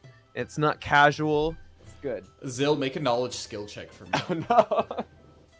Oh, no. Don't be a vulgar Draken speaker. Oh my gosh. 5. Oh my gosh. Your Draken is very street Draken, if that Oh makes my sense. lord. Oh my. It's Oh it's my gosh. I grew up on the street. That makes perfect. yeah, it's not very eloquent, but it does the job. And so as you approach and you're talking very casually, you hear kind of like this rumbling, and then you hear like this deep voice. Who dares approach Smoldran the Great? And immediately you see this big dragon who is kind of curled up in a like almost resting position. He gets up on a rock and his wings begin to like go out, and his like paws in a way are like on a rock, and he's kind of like posed in this impressive position. Yuki sticks out her hand in front of Zill and just like, follow my lead. And knowing how to address great, not necessarily dragons, because she's never like experienced a dragon, but you know, just based off of Draken culture and knowing how she's supposed to deal with elders and people who you're supposed to look up to, since that's super valued in Draken culture, she automatically just like casts her gaze down and just like does a deep bow, slight little curtsy, and she says, "Oh, great Smoldran of Aishen Island, I am Mistletoe Yuki, a representative from Takai Town, and this is my compatriot Zill from the great city of Helix, and we were sent Does a here." very awkward bow because he doesn't really know decorum. Yeah. We were sent here by Takai Town, as well as Goric Cragheim, the king of Flomberge, to check on you. He saw that you left the volcano in quite a hurry, and he was quite concerned with your well-being. We're just here to make sure that everything is okay. And she's just like trying to make sure like no harm. We mean no harm to you. Diplomacy. I see. She doesn't look him in the eyes either. She's like, her gaze is cast down this whole time. Now tell me, you mentioned all of these titles, but that still doesn't answer the question of why you are here. Didn't you answer that already? I mean, I did. I think I did, but I can attempt to do this one more time. She clears her throat and she's like, excuse me for being rude if I didn't state my purpose as eloquently as I should, but we are here to check on your well-being. We are here to check in on not only you, but the state of your father as well. Oh my gosh, what was the dragon's name? The father's dragon's name? Nazrahim? Nazrahim! You're the great and mighty Nazrahim. And we're here just to check in on you and make sure the Earth Pillar is doing all right. Do you think I am not great and mighty like my father? That some petty little individuals, humanoid creatures, check up on me, Smoldran? I can take care of myself. It's not... We understand. We're not here to check it up on your well-being, as it should say. But there must have been a reason you came this way, and we wanted to offer our assistance in any way that possible to be able to help you in whatever endeavor you're leaving or Make you're an doing. Influence skill check for me. Oh my gosh! Especially if it was Against so a dragon. prominent for you to actually leave the volcano itself. Influence, you said? Mm-hmm. It's at 14. 14. All right. For Yuki, that's bad. If this was so important, why didn't Nalgoric present himself to me? I thought we were friends, but you, absolute strangers. Do tell me, what makes you so great to be able to bring this kind of news to my ears? Why are you so concerned with the things that I do? What is your purpose here? Do you seek to deceive me? Do you seek to take what I am after? Yuki, kind of a little bit more understanding the question now at this point. Again, still looking down, not looking him in the eye. In a respectful way, not like a scared way, but like a respectful way, just trying not to like showing that we respect him in a way. She says, no, that is not the case. We are not here to take whatever you are here searching for. And it is rude of me not to state who we actually are. As I mentioned, my name Mistletoe Yuki. I am a silver draken from the city of Flammonglith, and Zil here is a human from the city of Helix. And we are actually a group of adventurers known by the name of Eclass Eeas. Do dragons speak Celestial? I don't know. Not Celestial. What is it called? I don't know what it's called. Alomnian? Alomnic. Do they speak Alomnic? Yeah. I don't know if that means anything. It depends on how old they are. From what you can tell, Yuki, he seems to be old, but in dragon years, very young. Oh, okay. So chances are not so much. Okay. We are a group of heroes across the world of Everlast, or across the continent of Everlast, and there were some strange goings on Aishen Island when we arrived. And she goes into a very respectful, very brief understanding that time is money, especially when it comes to dragons. She doesn't want to bore the heck out of this guy, but basically explains the entire, or just explains the mysterious ongoings with the Hearth Pillar when they first arrived, as well as Ameos, the evil sorcerer, and she explains how we are a group of adventurers that we work with the Adventurers Guild, but our purpose is to rid the world of evil and anything voiden in nature. And so we are not here to harm you. We're not here to hurt you. We're just... Think of us as a... like you could harm me. Actually, I'm a big fan. You seem to have, like... Yeah. He doesn't seem offended by that, but almost just kind of like... Really? Like, you think you can do anything for me, like, to me? But I do see. Your story intrigues me. You're dealing with the things that are not of this world, you say. Things that are of voiden, things that are of evil. And that you also say you've explored this island before. That is correct.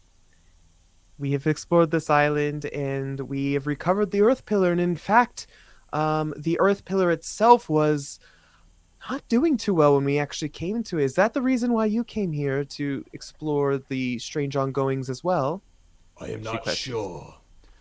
To be honest, I'm not quite persuaded that you did much here with the Earth Pillar to begin with. I can sense great evil down there. Yes, maybe you have cleansed this Earth Pillar, but there's something down there that, if fallen into the hands of the wrong individuals, could mean doom for this world. It could mean doom for Aishen Island. And I can't fit down there, as you can see. And he shows himself, like, very impressively again. This thing that I search for, unfortunately, it does not provide so much how do I explain? It does not provide so much room for me to be able to go down into the halls that were created by men, the halls that were created by those lesser than me. And I do fear those, even those who are small, with this object in their hands. It does bring me great discomfort to know the great power that you can achieve. Hence the reason, how can I trust you that you would not use this? You have not come to this island for this object and use it against me. Use it against Nazrahim, my father. How can I trust you? Well, Yeah, please talk, Zil. I missed all of that. My internet he's crashed. asking how we can trust him. If we can trust him? Yeah. Oh, No, he can trust us. if he can trust us. Well, I mean, first of all, I'm a big fan. I think you're pretty cool. Cool. You mean fiery hot. And he Yes, goes ahead yes. and he spouts this like pillar of fire this into the sky. My and it mistake, is my mistake, my scalding. mistake. I just know that the Drakens, they're really good smiths, and I know you're connected to them. So I've been a big fan for a long time now. Forging the steels of our people. Yes, it is from the gold dragon that some of the greatest works of art have been created. Weapons that have been able to pierce my brothers. Those that have been able to pierce and bring down my sisters. Impressive indeed. Nice, Zil. Was that a happy? Nope. Or a I don't sad? think so. I mean,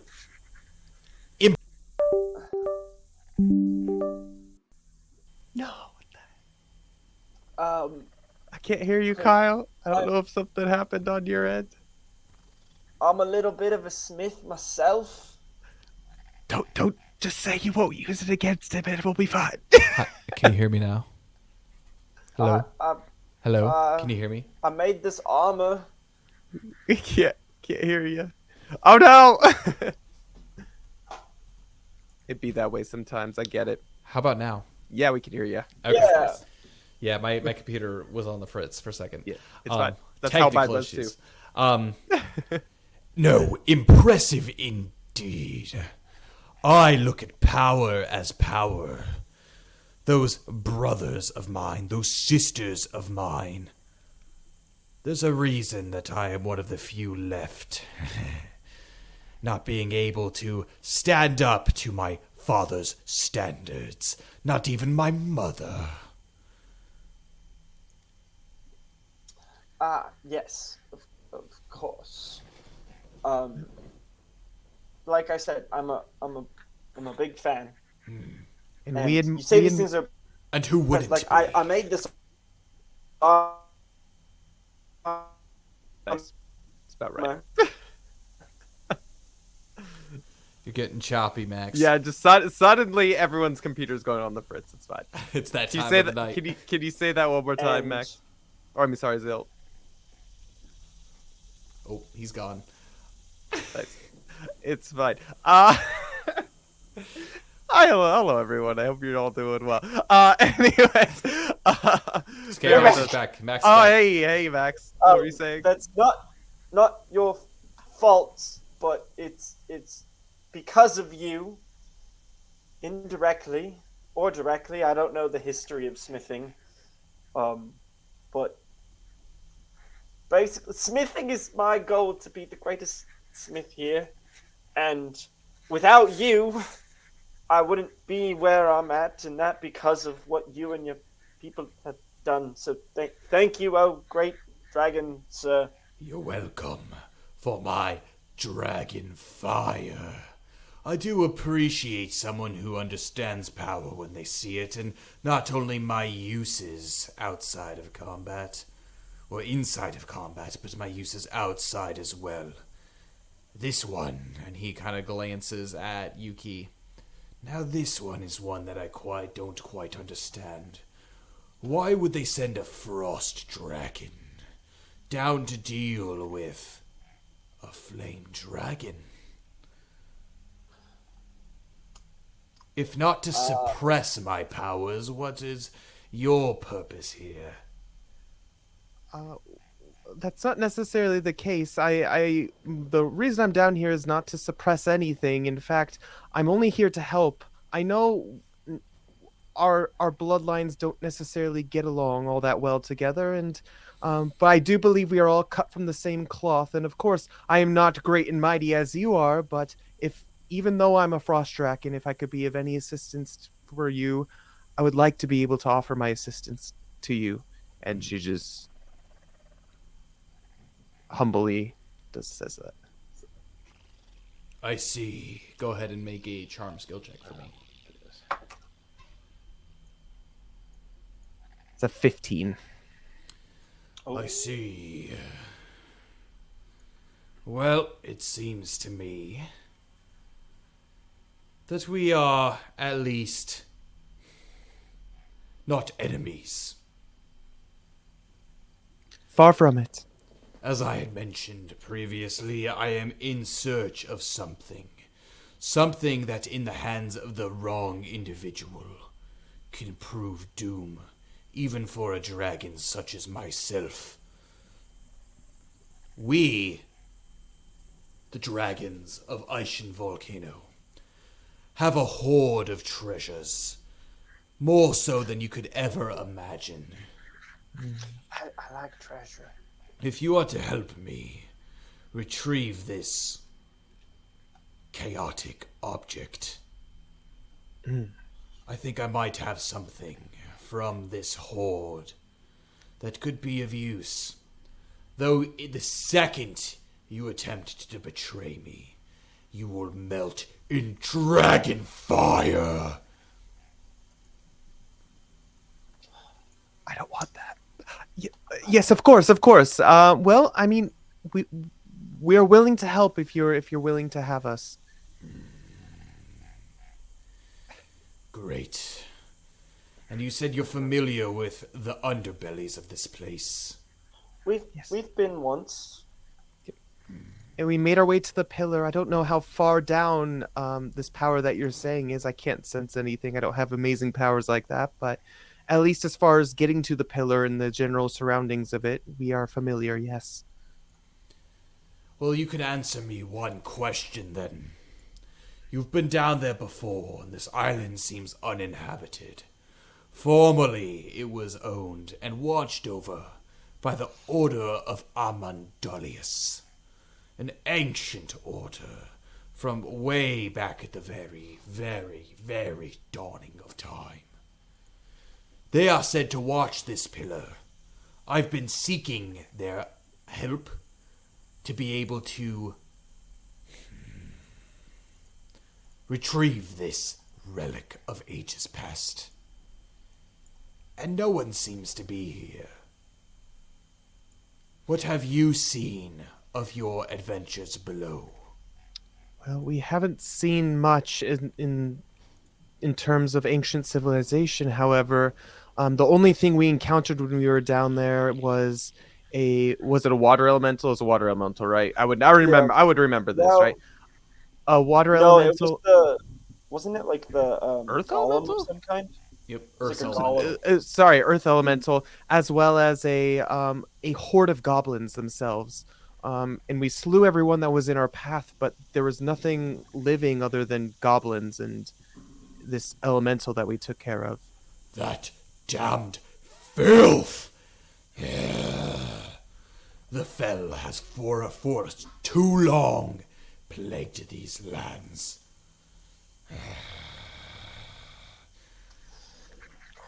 If they exist down there, if they get their hands on this, who knows what master they serve? wasn't something good, at least as far as we knew. They were tainting the earth pillar itself. Uh, so that's why we were here and we took rid of it because again, we don't want bad to come of this land either. We love it just as much as you do. No wonder I smelled such filth down in that dank, dark pit. You said you slew all of the goblins.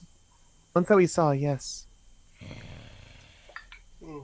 If you would, go check for me and retrieve this object. Do you know what the object looks like? I do. This is an object. It is a binding object that has long since survived all the way back since the earliest days of this earth. What you seek is a rope.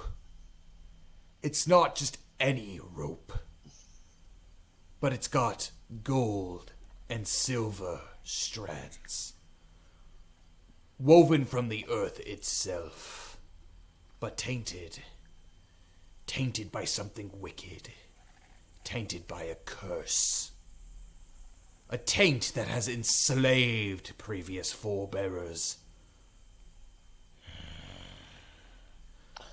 I've had brothers that have had this rope tied around them, enslaving them. Dragons aren't evil. Dragons aren't chaotic. We're proud creatures.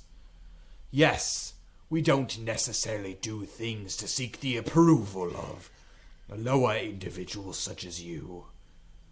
But as long as you don't bother us, we won't bother you. Yet it seems some of your kind in the past have used such a wicked object to enslave us. You bring this to me. You bring this object of great evil. If nothing, then to just keep it out of the hands of those who wish to do this world harm. You can trust me, can't you? And he kind of looks at you and he narrows his eyes.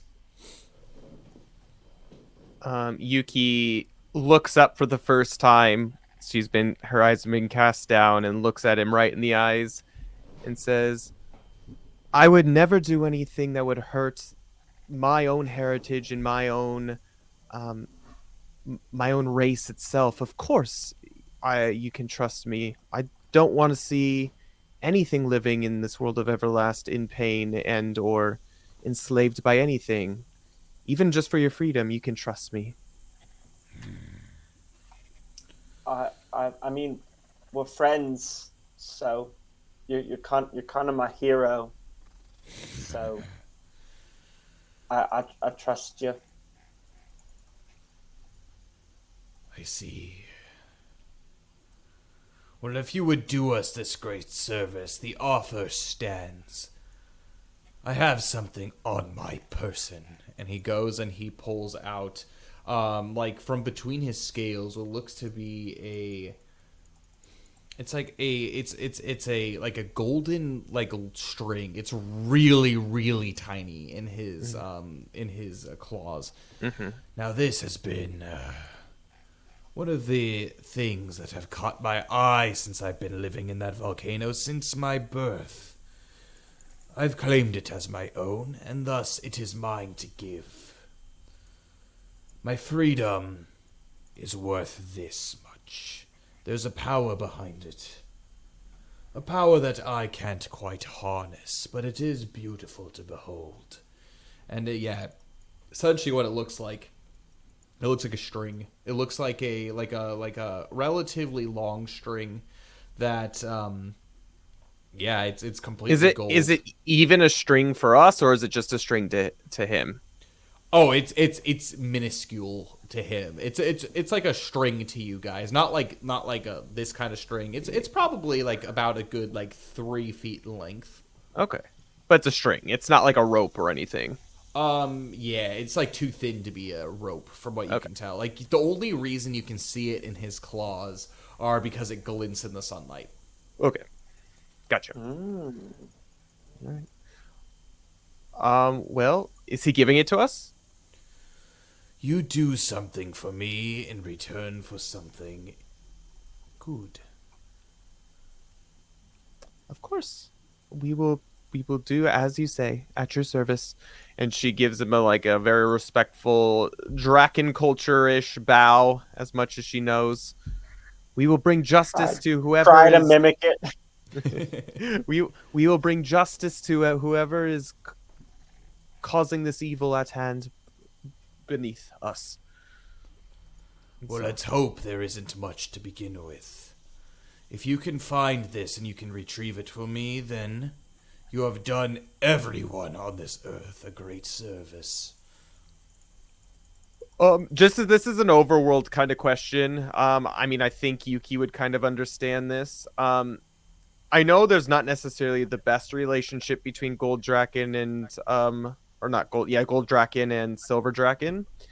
However, even like the big dragons and stuff, there's no any sense of cunning as far as lies and stuff goes, like between the different cultures, right? Like as far as Yuki knows. So this is less to do with like dragon cultures and more to do with dragons versus people. Okay. Does that make sense? Yeah. So dragons, from what you know, are very cunning. Dragons, from what you know, are, and they have like the different types of dragons have different personalities. And from what you've been able to know from your own kind of understanding, but also from Anders, is that these dragons are very proud individuals, and they kind of relate a little bit to the Draken, where it's like they see power and they're drawn to power, but they also know and understand justice too. So if you're suspicious at all, I can have you make a check. Yeah, I mean, not necessarily suspicious. I'm just wondering if Yuki would think that would be suspicious, just what she knows based off of them. Nothing per se. Obviously, this is like the very first time that you've seen like a dragon of this actual dragon. stature. You've seen Yeah. dragons before, most likely, but of this Which stature. would she understand potentially the relationship that he would have with his father, or like anything like that? Like, is it the same as like normal Draken culture, or are they just very individualistic, even like to family? Would she know that? You have no first idea. and foremost? Okay. Well, she's just gonna assume then it's just like Draken culture, so she's, I guess, she's not gonna question it, because again, that respect hierarchy is very important to the Draken themselves. So, she Okay. wouldn't be, I guess, if Zill's suspicious. Let me know, Zill. He's just kind of in awe of meeting Alright. a real dragon. All right, we're gonna do it then. We're gonna go grab the rope. Wonderful.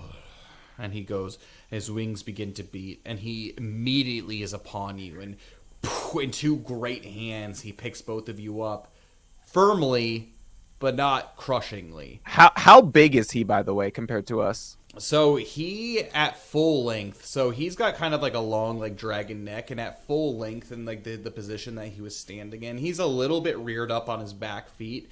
From floor to basically the top of his head, he probably stands about like 25 to 30 feet tall. Oh, snap! So Yeah, he's big. He's a big dragon. Okay. Cool. All right. He grabs us. Yeah, he grabs you and he flies from what seems like minutes, and immediately you are down at the entrance, the very familiar entrance of the Earth Pillar. You can tell, like, actually the sand around where the entrance is, you can tell, like, that Smoldrin has been trying to dig his way down there, but not wanting to disturb the sacred ground of what the Earth Pillar is. You could tell he kind of gave that up, and so much so where, like, he basically made a, like, enough for like his head to be able to go in as far as his neck would allow him, but he is not able to get his body inside this this Earth Pillar. Gotcha. All right. So, Well, we're gonna go in, I guess. okay. We're going in. So you make I'm your going way down.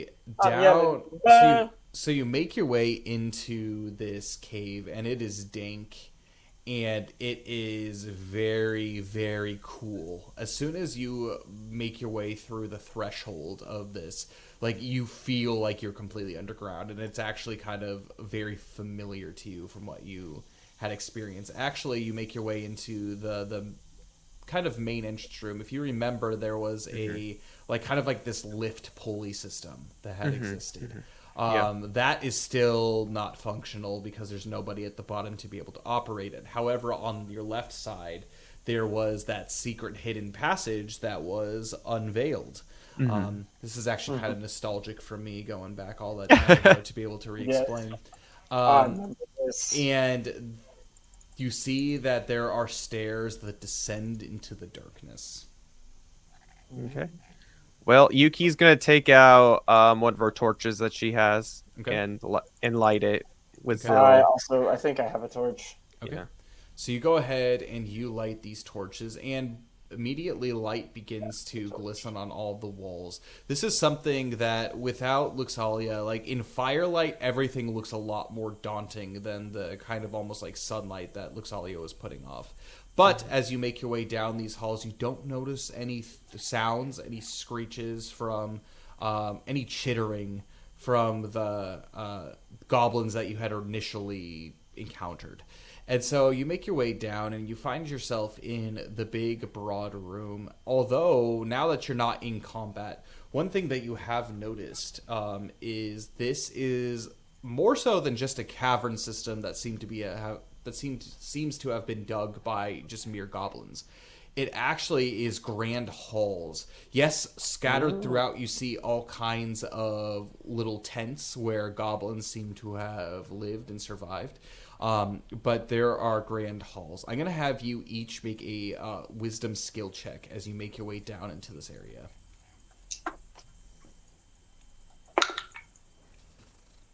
Ooh, non-natural 16.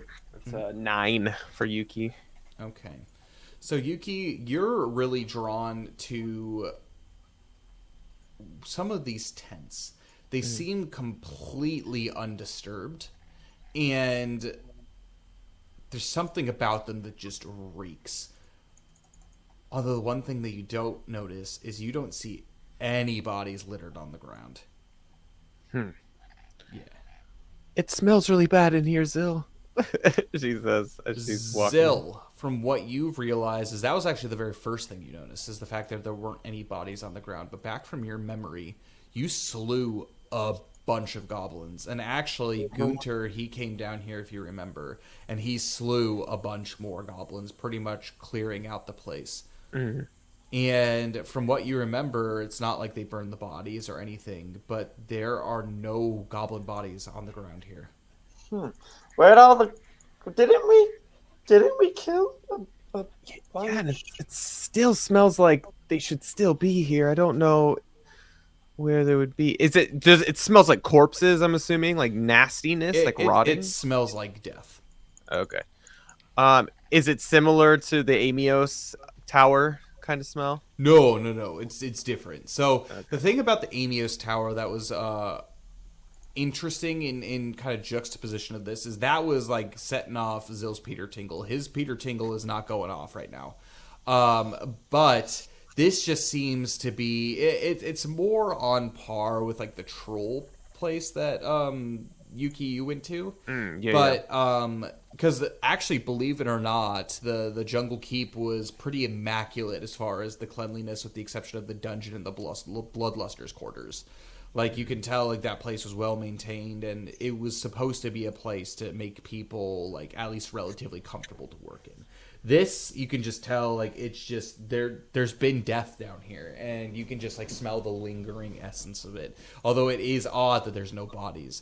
Zill, but as you continue to look, you kind of, like, duck and, like, begin opening some of these tents in this grand hall, and, you notice that there are a number of like pieces of cloth that look interesting. You take one of them and you pull it up and you examine it up and down.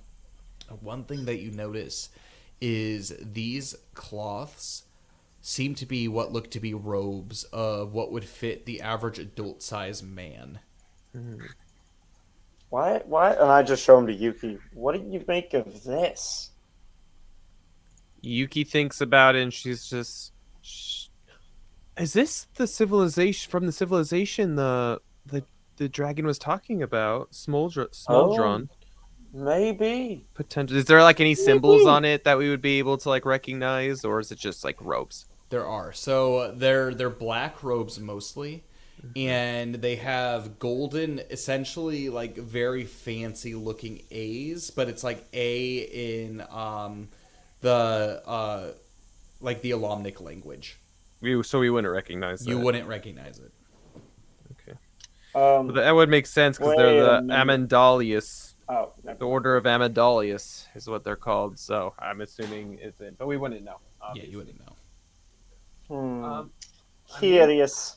there anything else that we can find in here aside from just like the robes? Is there any other evidence or clues of Yeah, this order? Go ahead. And make a focus skill check for me. Just both of us? Or? Yep, both of you. Pooh. That's a 7. That is a 7. Nice.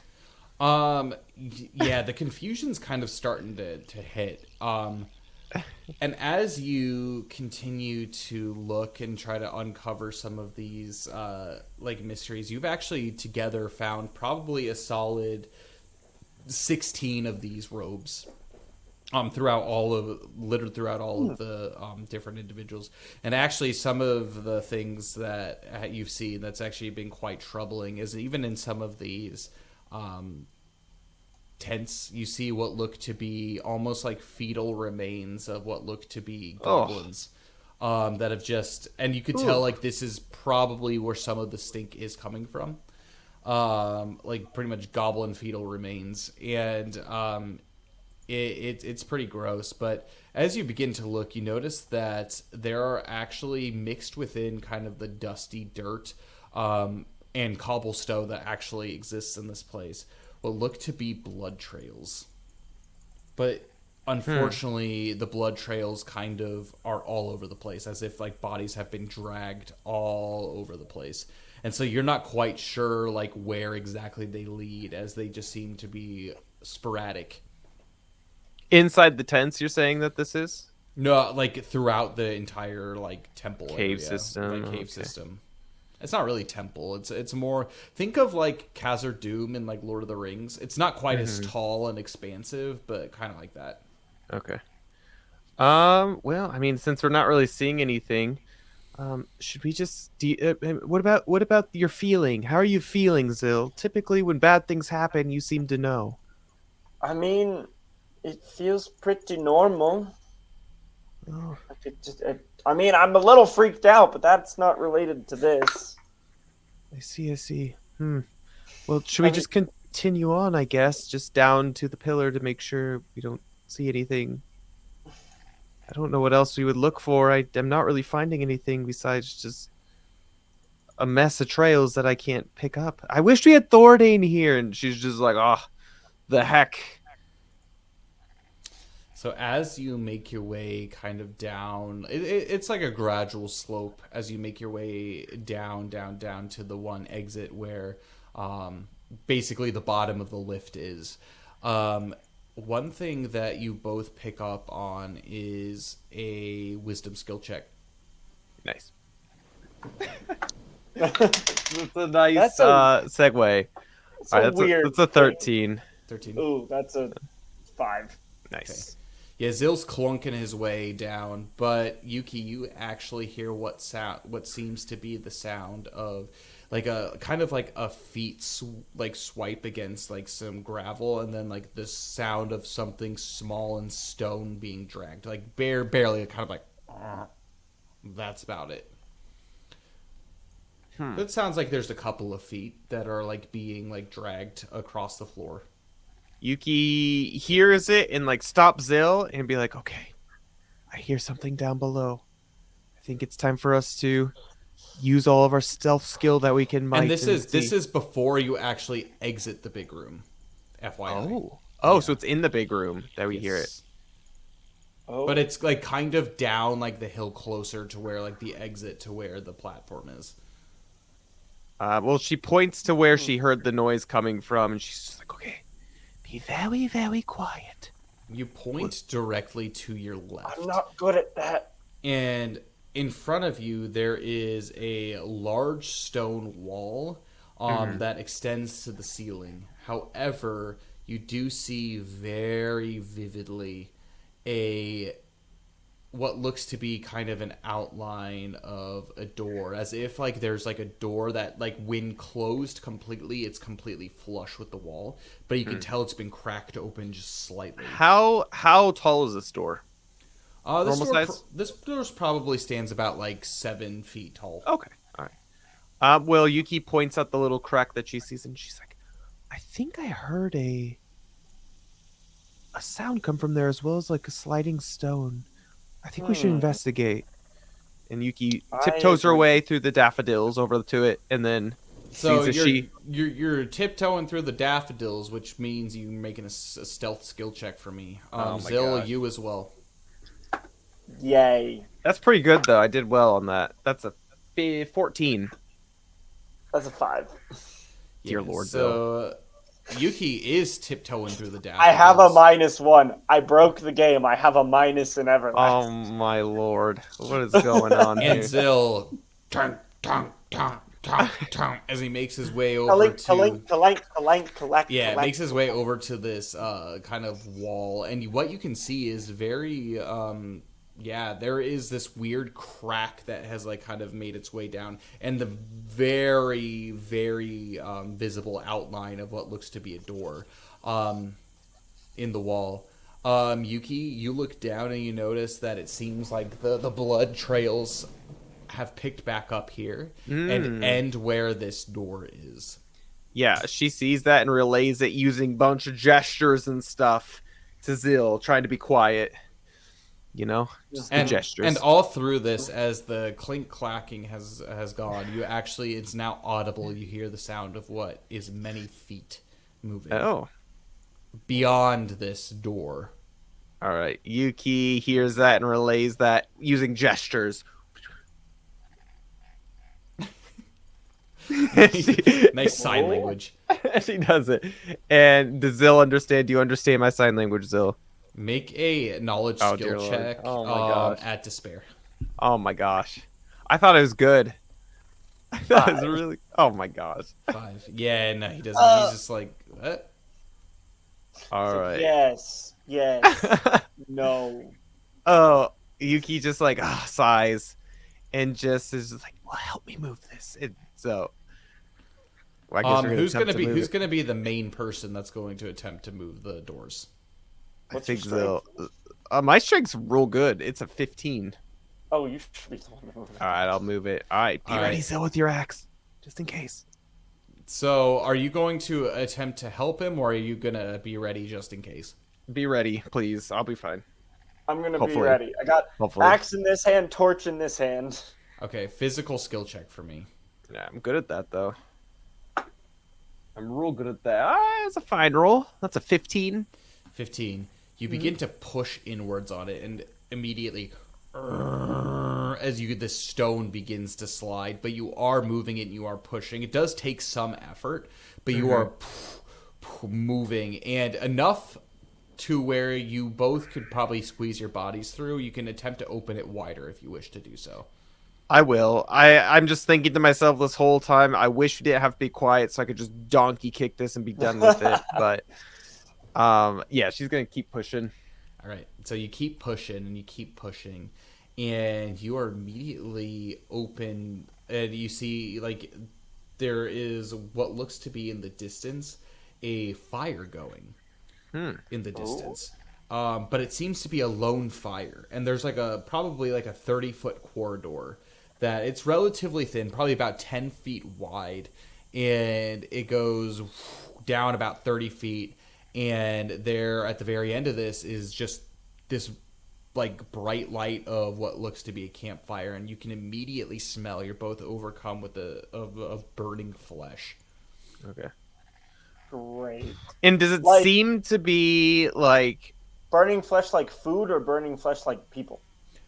Burning flesh like food, but not like something is like charring.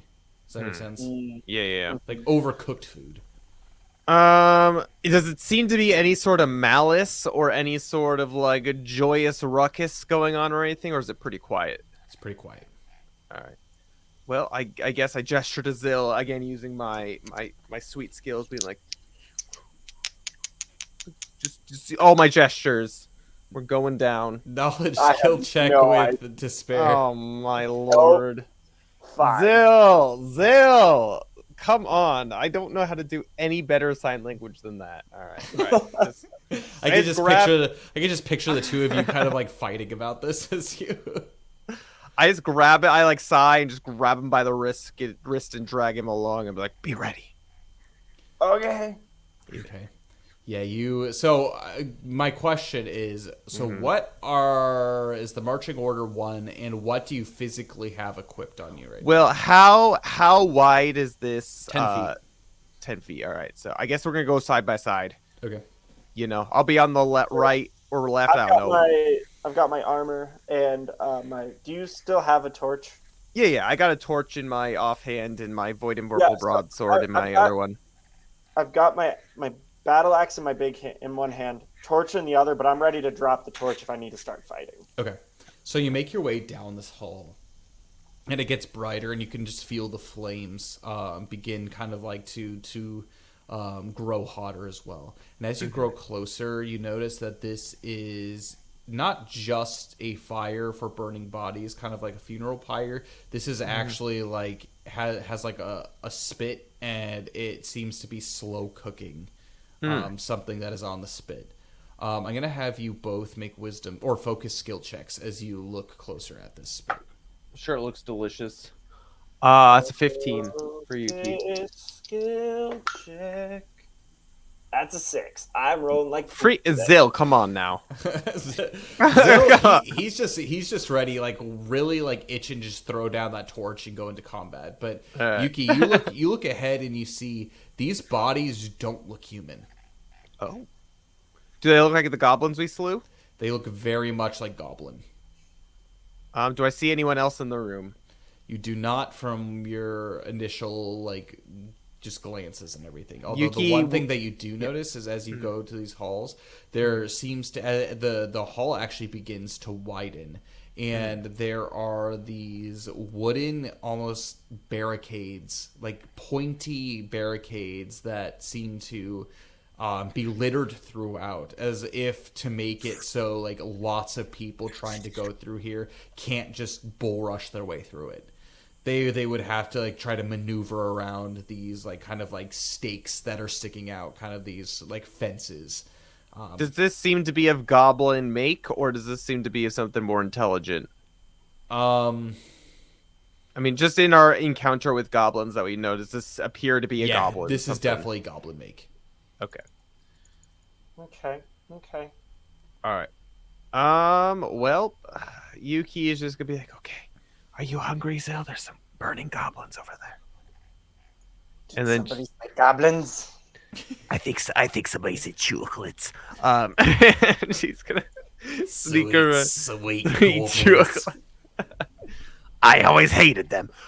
She's gonna. What's that smell?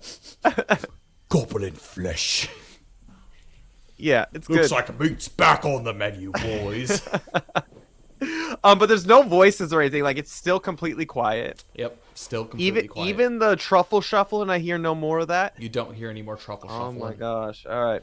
Well, I guess I got to try to sneak around the edge and try to find any more clues of anyone down here. Okay.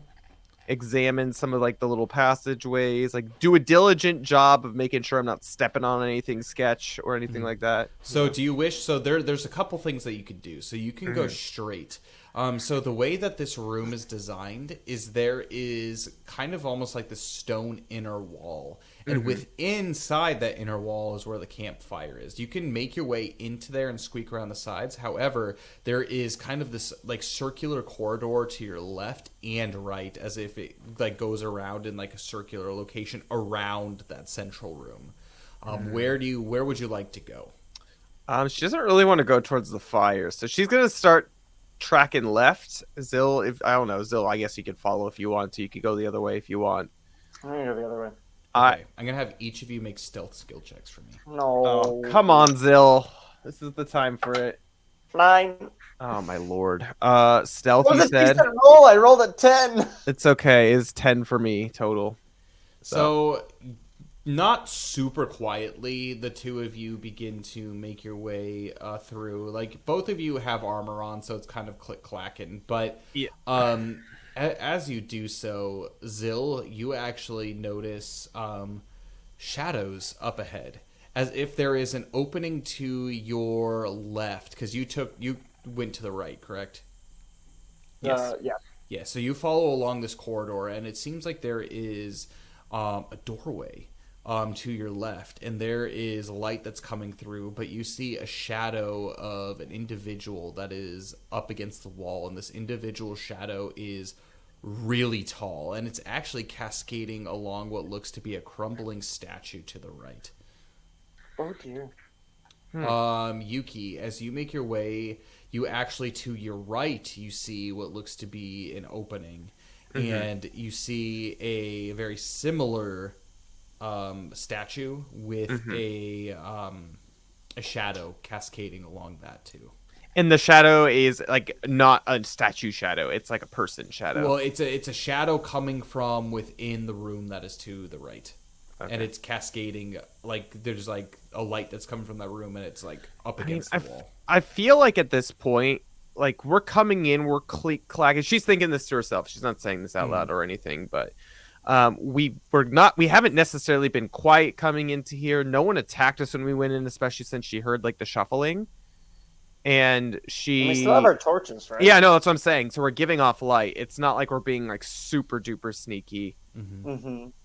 So Yuki's just gonna kind of like poke her head through the door, and in Everspeech, she's gonna be like, "Is anyone here?" Like in just like a not a whisper, like a normal tone, but like a non-threatening one, I guess. Hello? Do any of you know the language fell speech? Oh, nope. Nope. You hear a shriek, and as you peer around the corner, you see what looks to be 4 goblins. Although these goblins are dressed in what look to be some kind of chainmail, and sitting up upon a statue, there is a goblin who is chomping away at what looks to be something meat off of a bone, and he has this very jagged-looking crown upon his head. I'm going to have you, Yuki, roll for initiative. Yep. All right. No. Oh no! I gambled and I gambled wrong. All right, that's fine. Whatever. That was good initiative though. What does she have? Where's my initiative again? I'm sorry. It's gonna be priority initiative. Oh yeah, I see that. That's a 15.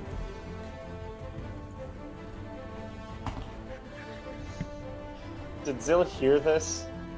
I would assume so. It was loud enough. She wasn't whispering, so. Great. It's okay. I'm about to be just ambushed. It's fine. It's all good. I'm gonna hope to start working that way if I can. And I'm not gonna get there first round. But... It's fine. It's okay.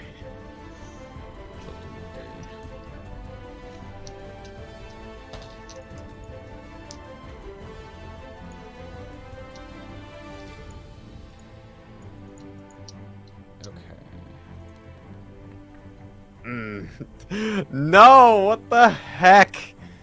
That's what I get for being confident in myself. Nothing bad has happened. From what you can tell, there are a total of 5 goblins that are in this room. I know. But I'm gonna go ahead and jump to this screen while I get the battle set up. Yeah,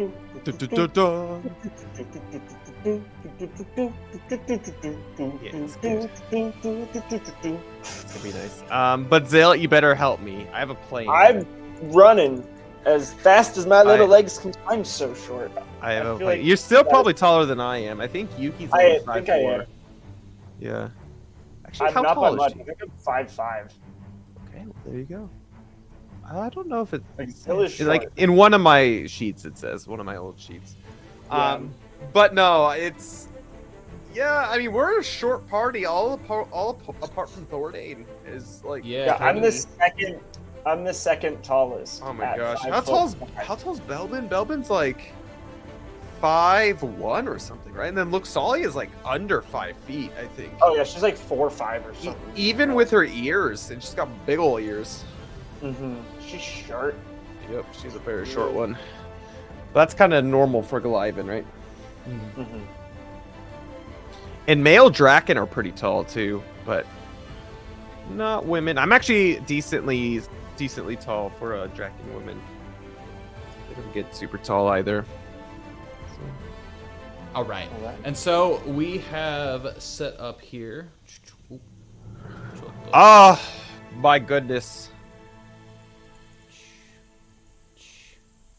Yeah, immediately these guys shriek as these two specifically notice your presence as you peer around this corner. And they immediately jump into action. Yep. And so they actually somehow rolled ahead of you in the initiative. Yeah, it'd be that way. Goblins be that way sometimes. And see what they want to do. So they're gonna engage with me, of course. They're goblins. Yeah. Why wouldn't they? Why wouldn't they? They're going to, as a support action, all 4 of them. They take out these like kind of like really poorly made swords that which are like daggers to like an average person, but it's basically covered in this liquid-like material, and they dip it in the fire, and their swords begin to light up as flame brands. Nice. And these two are going to charge their way, but only this guy is able to actually engage you. This guy is going to make his way along the side, kind of trying to see you through the side, but this guy's funneled through the door. And so that's all that's going to be able to currently engage you in combat right now. Okay. And these guys, the king there is there, these guys are going to go and kind of flank him in order to defend him. Is he up on top of something? Yeah, he's sitting up on top of a cracked statue. Okay, how far up is it? Oh, not far. It's probably like a good 3-4 feet. Oh, okay. All right, that's not bad. All right, sounds good. And he, as this all happened, he dropped the meat, and he's like fumbling around looking for like some kind of weapon.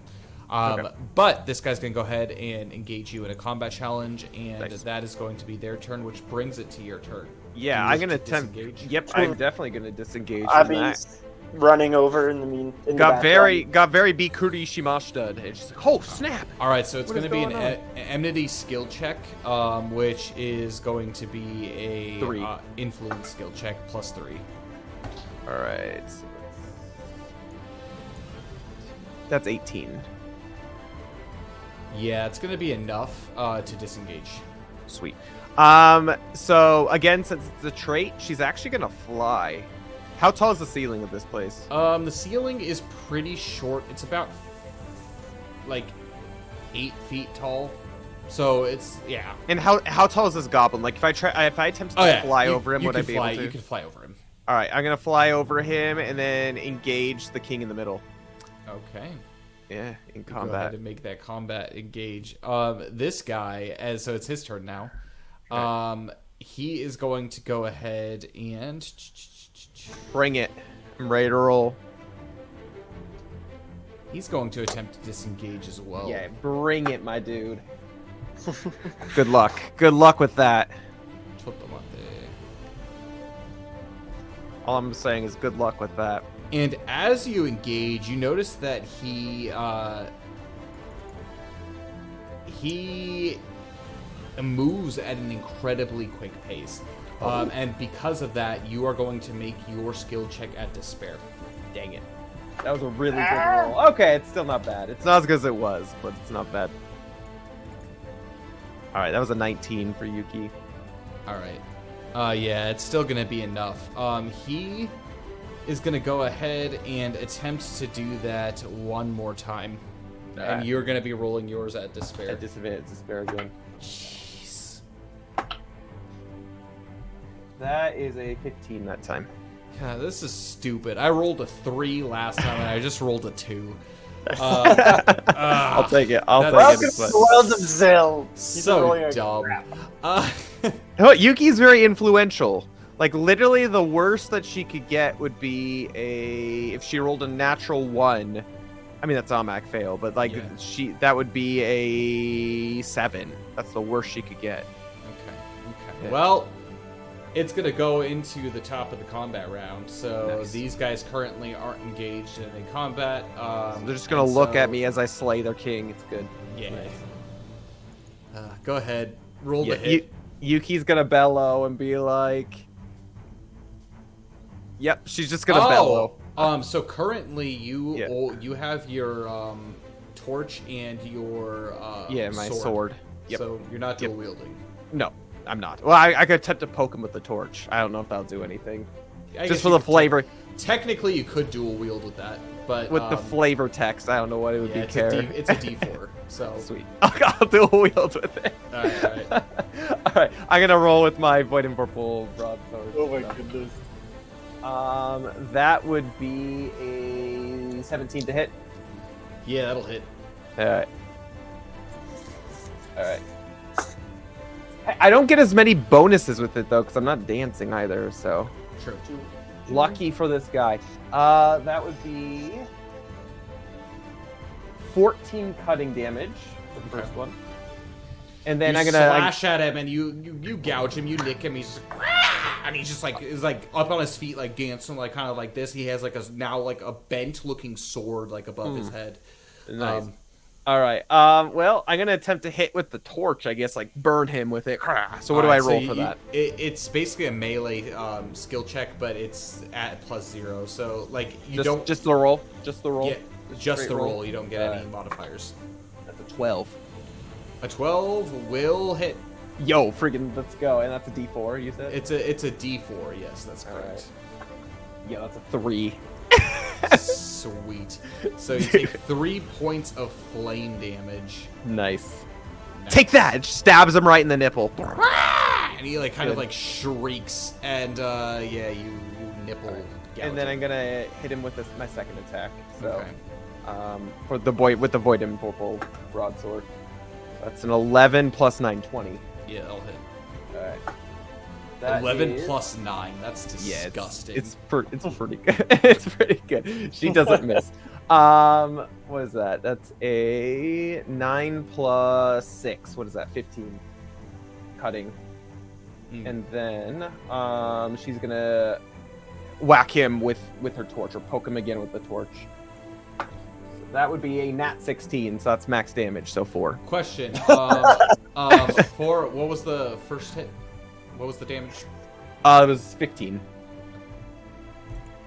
What a wasted nat. Yeah, I know. It was a nat 16 for the torch, and so that's max of 4 damage. Yeah. Pretty sweet.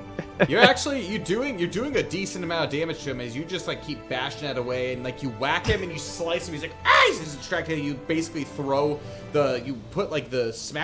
bop him on the head with this torch, and like these embers begin to fall into his eyes. He's like screeching. Poor But now guy. now it is his turn to attack though. Yeah. He's going to attempt to lash out at you with his sword. So, Mm-hmm. is like a 10 gonna hit? No, it doesn't. I don't- first miss in forever. I haven't, other than the initiative, I haven't rolled above a 4. Nice. What? What is this, a hit? If it's a freaking, oh my lord. He's like mine status. That's crazy. Yeah, so he's gonna go ahead and miss with that. Which, Zill, what are you attempting to do now that it is... Oh wait, no. Positioning first. Positioning. Go ahead and make a physical skill check. That's a 16. 10. Not natural. Yeah, so you actually knock him back, and he has to make an agility survival check as he falls backwards off the statue, to which he is going to fail, and he is going to fall prone for the next turn. Sweet. Heck yeah.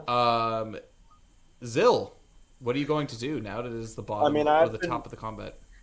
I was just trying to. Oh, I'm in. I'm in. Do I have to roll initiative? Yeah, go ahead and roll initiative. Me too, as well. Oh yeah, go ahead. Both of you roll initiative. 15. Non-natural 16. Finally rolled something good. Be that way sometimes. Oh yeah. All the time. You know, and in reality, the ones that you failed weren't all that bad. I guess. True. It's true. I ruined it all anyway. So- Second. Yeah, you're good. You're good. I'm mocking the dude. Okay, Yuki, you got a 15? 16, non-natural 16. 16, and Zil, what was yours? 15. Woo. All right. What is both of your agility stats? Not good. It is a straight 6. And Okay. the save is a 3. Okay. Yeah. So first, these guys are going to go ahead and Of course. make their attacks. So Of course it would be. this guy with his sword, he's going to go ahead and it's already lit on fire, but he's going to make his way over here and engage Zil. This guy is going to go ahead and engage Yuki on that side, this guy on this side, and Even though I'm up on a pillar? no, you're not up on the pillar. Oh, I'm not. I wasn't. Yeah, Okay. you were at the base of the pillar. Gotcha. He is going to attempt to engage, but he's going to attempt to climb up onto that pillar, meaning he has an agility survival check that he needs to make, and he got a nat 16, so he jumps up on top. He's real good at that. Really good Um, at jumping up there. And you are currently trapped, as it Yep. were. As always. Yep. Yeah, they're going to go ahead and do that, and I think that's all they can do right now. Yeah. Which brings us to Yuki, your turn. Yeah. Is there any way I could escape upwards like I previously did? Or is it too short of a ceiling? As a support action, you can attempt to fly upwards. Yeah, I might do that. Okay. Yeah. Where are you So- moving? Do I not have to disengage? Oh, you do have to disengage. Yeah. Sorry. All right. So it's going to be 3 separate disengaging. That's fine. So against number 4. Yeah. That would be a 15 for that one. Succeeded against number 4. Against number 3. 12 plus 3 plus 3, 18. You do not succeed against number 3. Oh, that's fine. What about the last one? It doesn't matter. You're stuck in the combat. So. Oh, Yep. no. All right. Yep. So, yeah, you're still stuck in that combat, but then we're going to go ahead and jump to this guy. So he's going to spend his full movement, and he's going to go ahead and stand up and engage. Is he going to do that? Don't run. Don't you dare run. Zil will get you. Zil will get you. Zil will get you.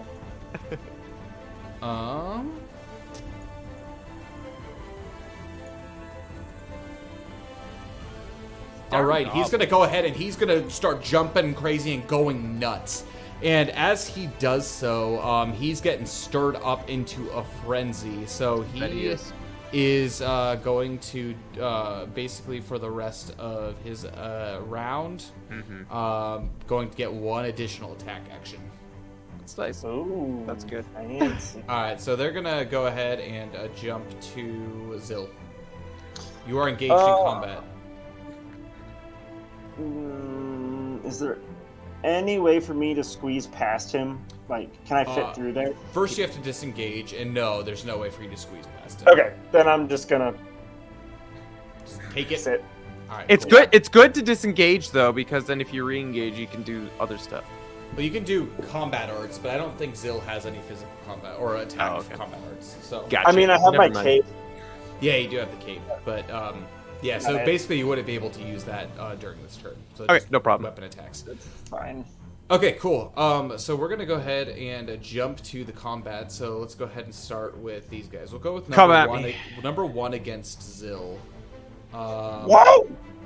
Yeah, so he's got his flaming sword. So he's gonna go ahead and make his first attack, and I'm assuming that's going to miss. Yeah. Yeah, it's gonna miss us. And then yeah, that's all he can do.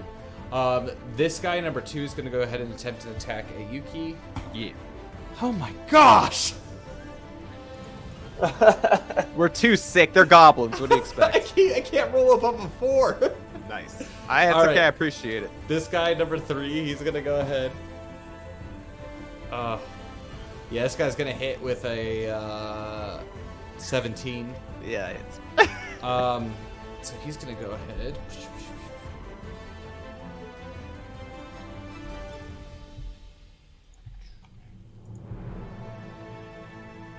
All right, and you are going to take. Yeah. Uh,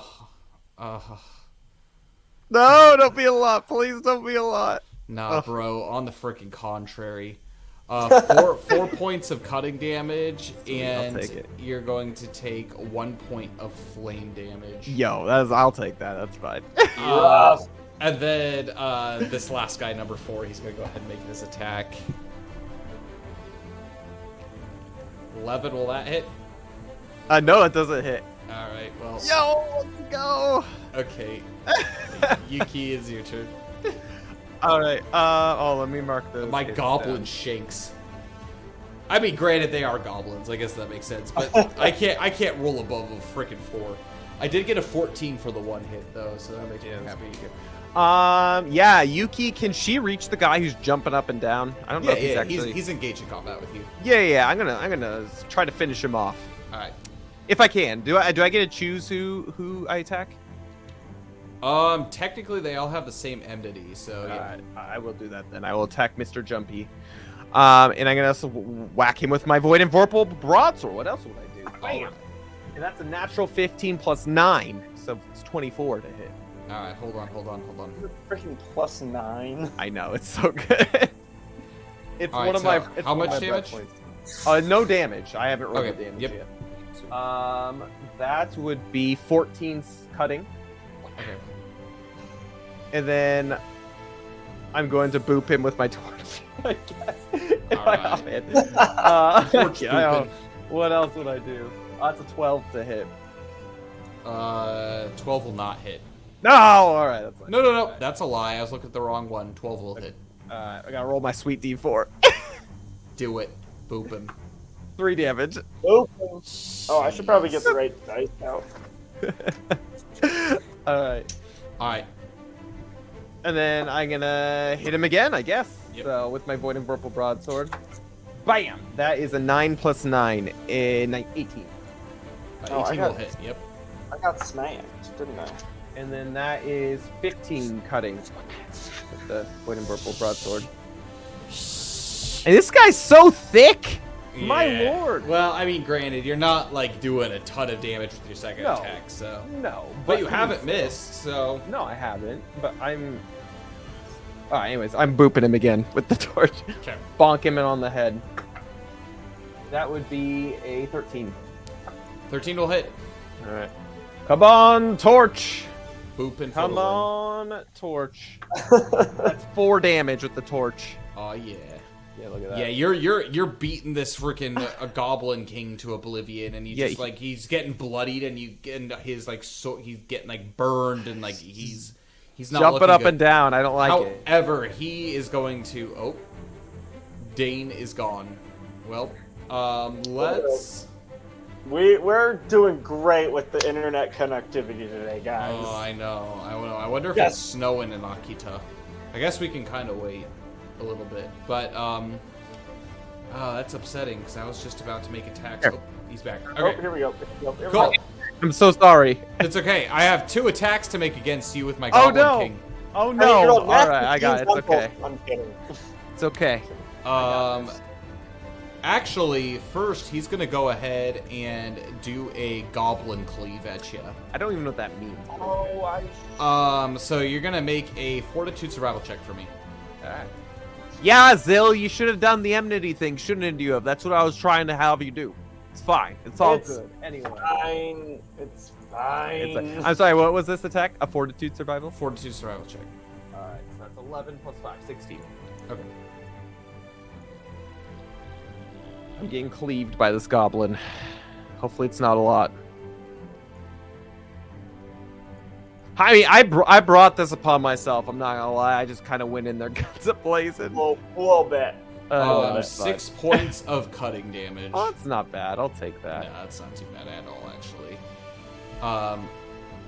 And he's going to go ahead and make his second attack. He's going to use his broadsword in order to do that. Yep. Okay. That is going to be a 15. Does that hit? Yeah, it hits. It does hit. Okay, so you go ahead and you take... 31 points of cut. No, man. Dude, this is a freaking goblin. He can't do that. No, he's the Goblin King. Yeah, it's true. Does he have a sweet goiter at the very least? Yeah, you take 8 You take 8 points of cutting damage, and additionally on top of that, your armor loses a value. 3 points of durability. Oh my goodness! This like Still fixed it.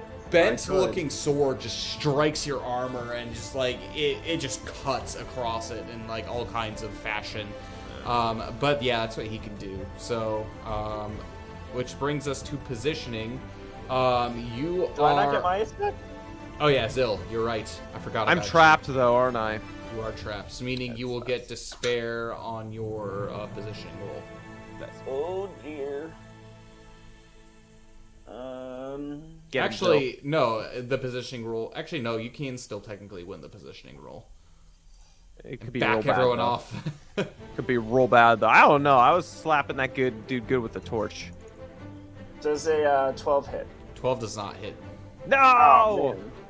Yeah, these guys have a little bit heavier armor than the Goblin King does. They're in chain. So, thanks for the help. Positioning rolls. Let's go ahead and start with Zill and this guy. Strength, right? Yeah, it's going to be a physical skill check.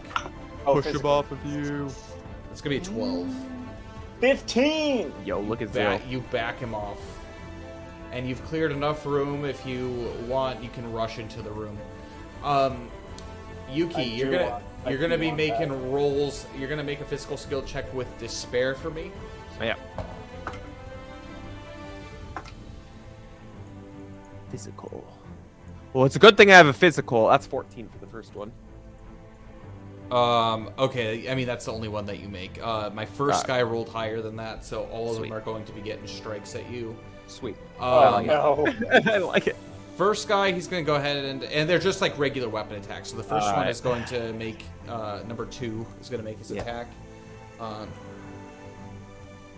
So 15 hit. Yeah, it hits. That's going to be... It's a good thing they all missed early on, because my lord. Oh my gosh. That's going to be 6 points of cutting damage and 2 points of flame damage. Number 3. He's got the same roll, meaning he's going to inflict upon you 5 points of cutting damage and 2 points of flame damage. Number 4 misses. Sweet. And then Goblin King. He's going to hit. Yeah. And he's going to inflict upon you.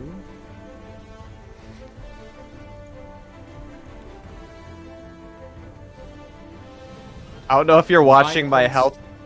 health bars though, but 9 Oh, points no. of cutting damage, and additionally Fine, I on gotta top play of it. that, Hopefully. your armor loses 4 points of durability. oh my god, Oh! What? Yeah. I'm gonna be naked here. Alright, my axe goes down one. Oh, All right, cool. in And then one turn, in one turn. yeah, freaking traps win games, man. All right, cool. Roll it for initiative. Please roll high. Please roll high. It's a 14 for Yuki. It's a 10 for Zill. Okay. Hold on. Oh, I was feeling confident going into this. I don't know about freaking goblins. The hell? What is it about me and goblins that just don't get along? It's fine, I guess.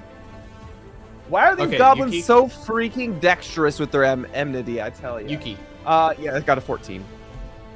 Okay, and Zil. 10. All right, which brings us to combat. We're gonna start with Yuki. Oh, thank God, thank God. I live to see this day. She's gonna fly the hell out of there and get to the opposite side of Mr. Goblin, the Goblin King. Okay. Yeah.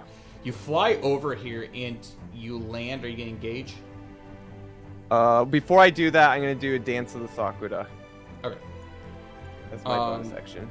Or just my support action. So one thing about this positioning is you have a busted statue on this side, but you also have spikes on this side. So they can attempt to climb over the spikes, but they're going to risk getting hurt if they do so. Yeah, that's the whole purpose. That's the point. Okay, cool. All right, and then I'm gonna engage. So Cool. after that. Next is Zil. I'm gonna run through. You do. How far? Yeah. Let's see. Can I get to? I just kind of want to. Hold on. Let's see. Could I stand like right there-ish, or can I not climb on that You statue? can, but you're going to make an agility survival check for me. Great. We're gonna do it. All right, go ahead and make an agility survival check. 7. You got this, Zil. You just barely climb up top. Your footing is kind of unsure. right. So attacks that basically you make against creatures are going to be at disadvantage. However, because you're elevated, these creatures' attacks are going to be at despair against you. So Nice.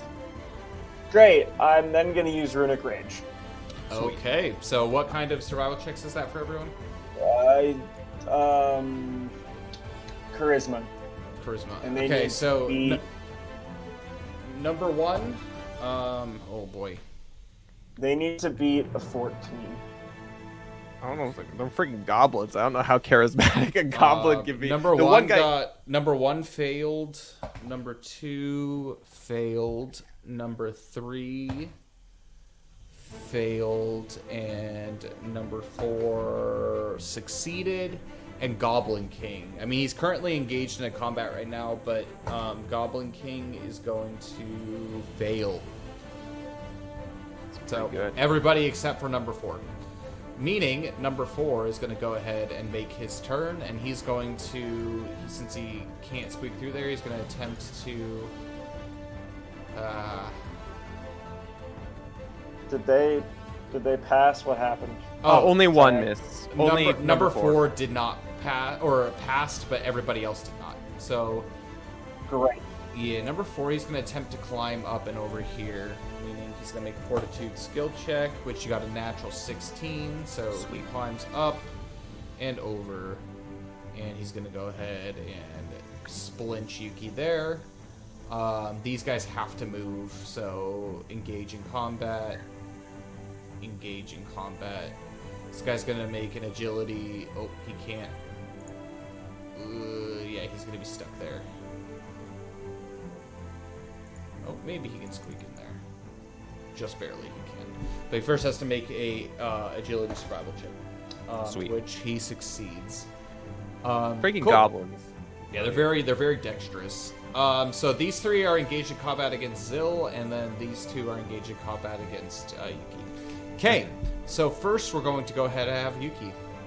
All right, yeah, she's just gonna be like, okay, I'm sick of you, you freaking goblin, and she is.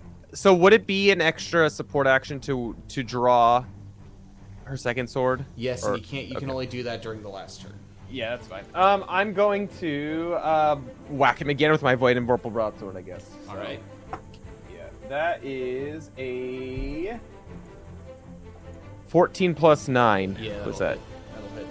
It's a lot. 20 That's something. that's an easy 23. hit. Yeah. So that would be 7 plus 9. What is that? All right. Well, he is very dead. How do you want to kill him?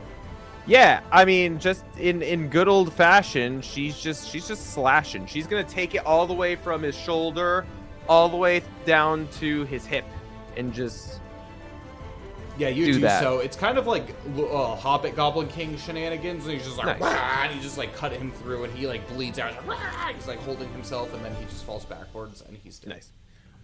Do I get my secondary Yeah. attack action with the other guy You attacking do. me? You do. All right. Well, I'm gonna do. Can I follow up with my two-handed sword, or is that only against the one enemy? What do you mean? So I'm dual wielding, if I hit with my first hit, Oh, sorry. Yeah, you can't use you can't Okay, bop him. the second one. All right, Yeah, that's you have to use your separate attack okay. action for that. yeah, no problem. That's what I'm gonna do. So I'm gonna attack him, the guy behind me. Which that is a 6 + 9. What is that? It's a 15 to hit. 15 will hit. All right. And then she's gonna attack. That is 9 + 9. 18 slashing. The first one. All right. And then she's gonna bop him on the head with her torch. Yeah, that's a natural 3, so that's not gonna hit. All right. Yeah, you bop him. You smack him with your sword, and it does a lot. Okay, Zil. I'm going to attack number 3. All right, go ahead and make your attack. Does a 12 hit? 12 will not hit. No. Oh, Zil, it's okay. It's fine. You're keeping their attention. All right, these guys are going to go ahead and attack If now. I just need to hit one of them and I have B proficiency with that. Number 1 is going to go ahead and attack Zil. So Great. does a 15 hit. Nope. Yo, All right, freaking he Zil, so chinks thick. off against that thick armor. Number 2, he's not going to hit, and then number 3 is not going to hit. Nice. Number 4 is going to attempt to Great. hit against Yuki Yeah, bring it. with a nat 1, not going to hit. That doesn't hit. Yeah. Great. Which brings us to positioning. So Zil, you're gonna go ahead and make your roll against all those guys, and Yuki, you go ahead and make yours. So first we'll do Yuki. That's an 18. You got a 17. So Woo! you back him up. Actually, yeah, he can back up just barely here. Is that a cavern behind him? The cavern. Yeah. What's that black pit There's thing? a door. Oh, Yeah. I thought it was like a pit of despair. I was gonna kick him into it. Sparta kick him. Yeah. All right. So Zil, what was your roll? 12. All right. Well, they beat you up, so you can move back, but you're gonna make an agility survival check. You got this, Zil. Great. You're so agile. 11. I'm 11. rolling a lot of 7s. Not Yeah, bad. you back up successfully. Although What was your you are speed? now backed up against wooden stakes. So if you fall backwards or get wow. backed up in there, you automatically take damage. So, cool. We're at the Great. top of the round then. All right. Chotomate.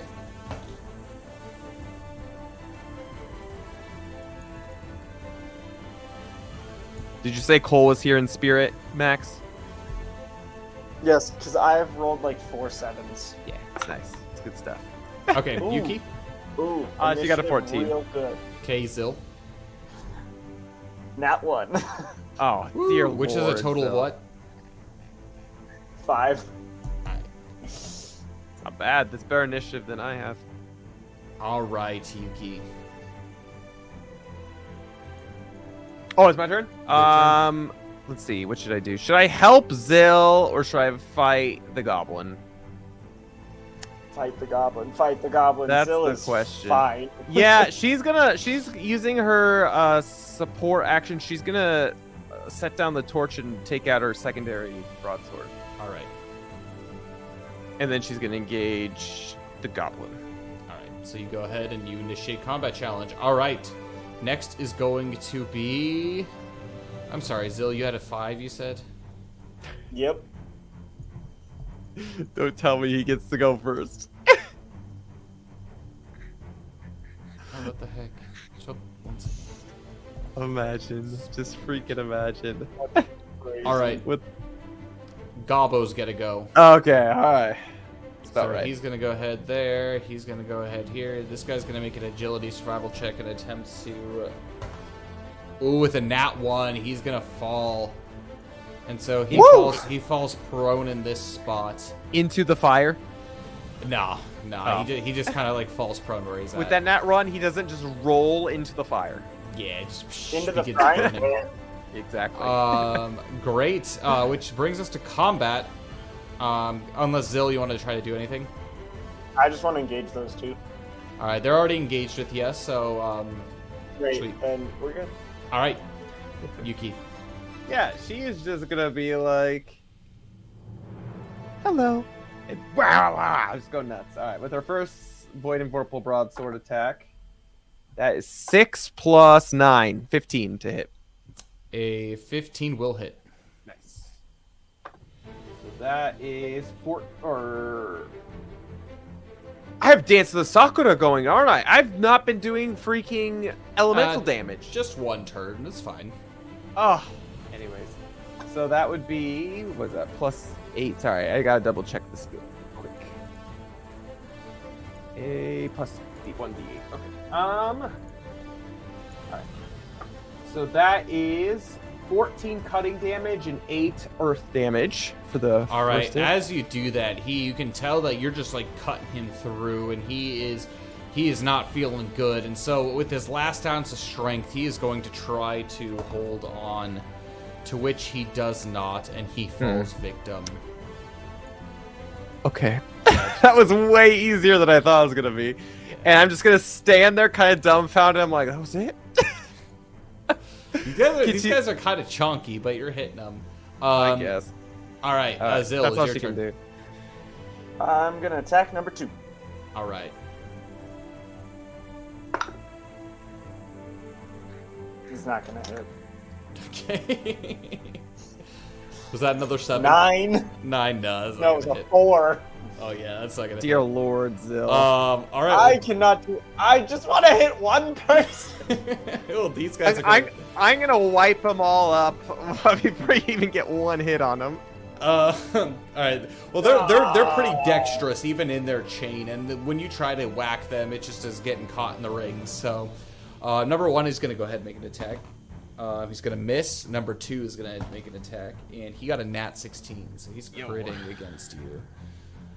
Meaning he takes 4 points, for 6 points, 7 points of cutting damage, and then 4 points of flame damage.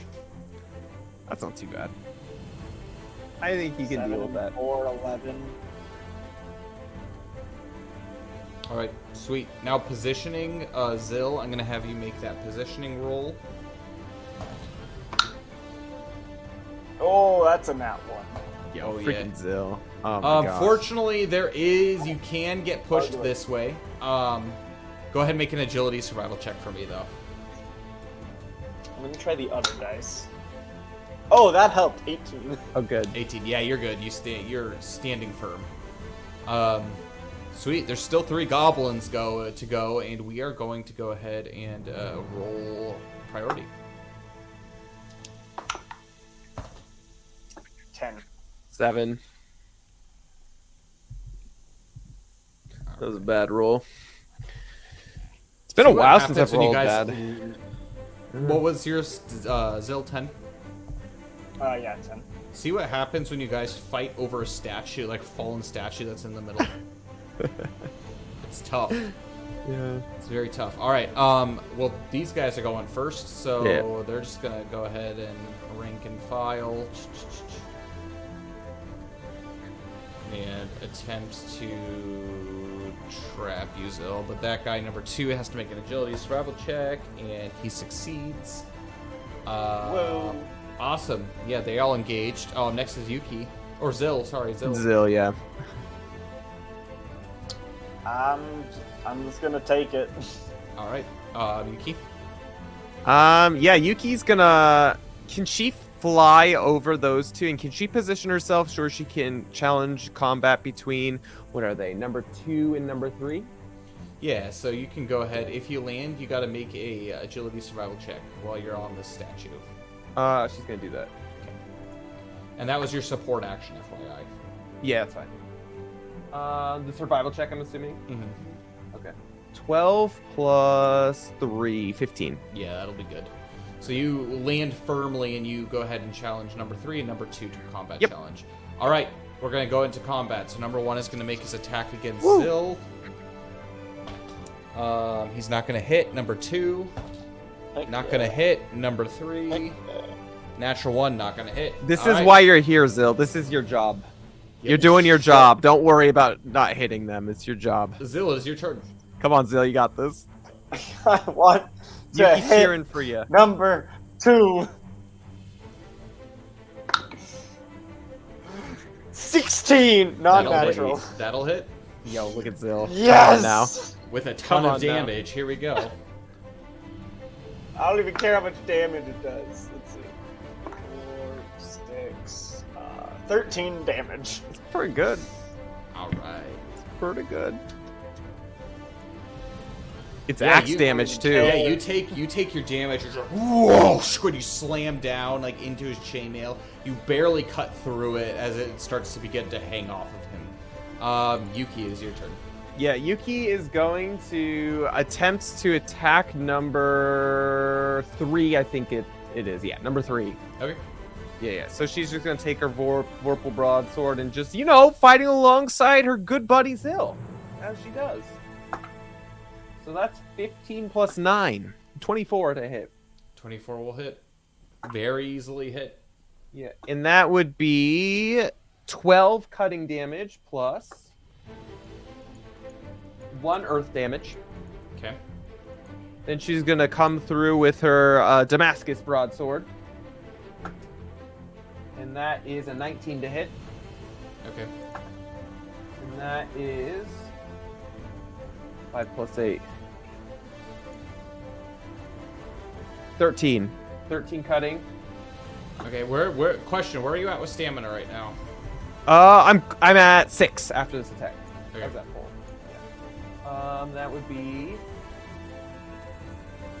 So I'm sorry. That was 13. 13 cutting and then 2 earth for that second attack.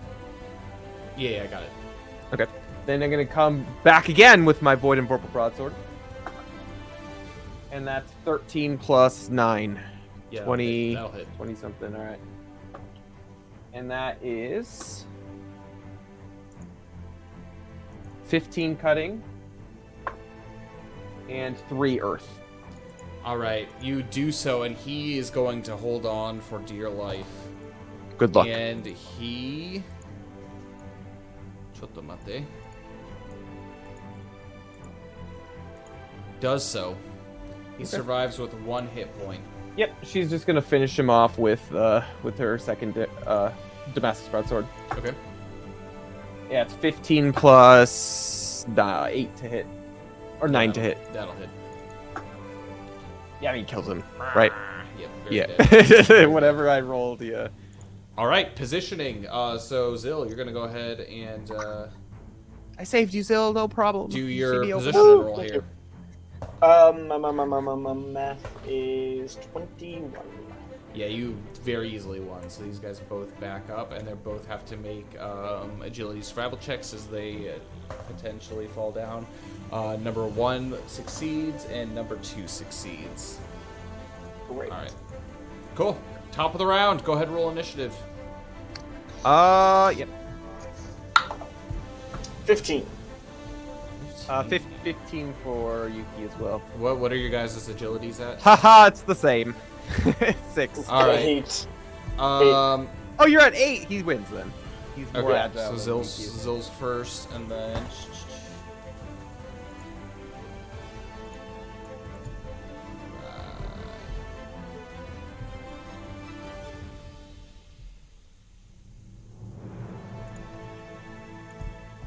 Sorry. Sometimes I'm working with this Google sheet. All right. Cool. Zill, you are first. I'm gonna run at number 1 and engage him. Okay. Get Zill. That was turn number 3, correct? So they're no longer. Yeah. Okay, cool. Sweet. You do so. Next is gonna be Yuki. Yeah, Yuki is going to fly over that goblin and sandwich herself between the wall and that goblin if she can. Can she? You cannot. You can like make it like this, maybe. Actually, you know what? She's gonna turn to Zill and she's gonna be like, "Can you hold on to it for like a turn?" And she's gonna fly out that door. This door? Yeah. Okay. How And- far? Which direction? And then no, and she's gonna just go right around the corner to the left. And she's gonna bide for her turn. All right. So you just plop on this bed that is sitting here, and Yep. yeah, you go ahead and bide. That's Sweet. that's turn action. Yeah, so. this guy, I guess, is going to engage, and let's go ahead and start things off. Zill, attack. We're swinging. At number 3 or number 1? Number 1. Okay. 10. 10? No, that will not hit. I cannot hit anything. It's okay. You did your job. All right, now the gobos are gonna go ahead. I'm sorry. Quick question. What do I roll for the thing again? 1d4 plus 3. So goblin number 1, he's gonna go ahead. Actually, he's gonna go ahead and he's gonna goblin cleave. Make a fortitude survival check. 20. Oh, frick. Yeah. Frick, dude. Zill's a thick boy. He's gonna go ahead and take.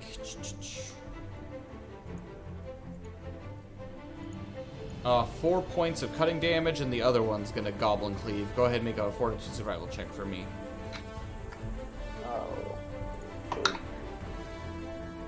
Oh. 14. 5 points of cutting damage. As they are just slashing into you. They're not hitting so well, so they're gonna just start using arcs against you. Alright, top of the turn. Great. Oh no, I'm here. Positioning. Okay, Zill, technically you are trapped right now.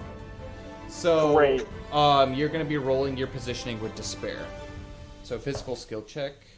Great. Sorry, Zill. It had to be that way. I needed to bide. 11. You beat them. So they both back up. This guy's gonna back up, make an agility survival check, see if he falls over. He does not fall over. He just moves back a wee bit. Alright. Sweet. Top of the turn. Go ahead and roll your initiatives.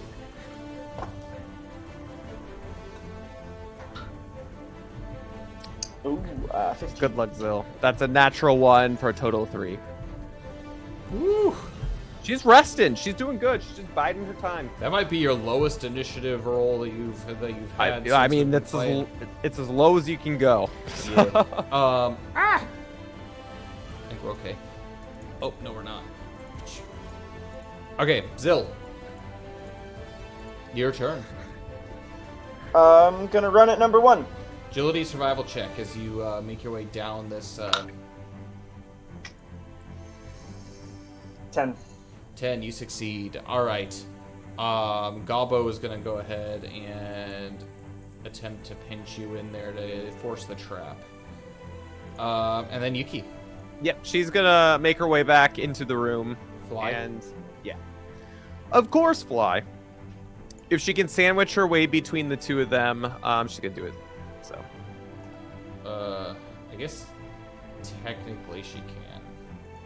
Yep. Yeah, she's gonna do it then. All right, cool. Engage for combat. All right, which brings us to Zill for combat.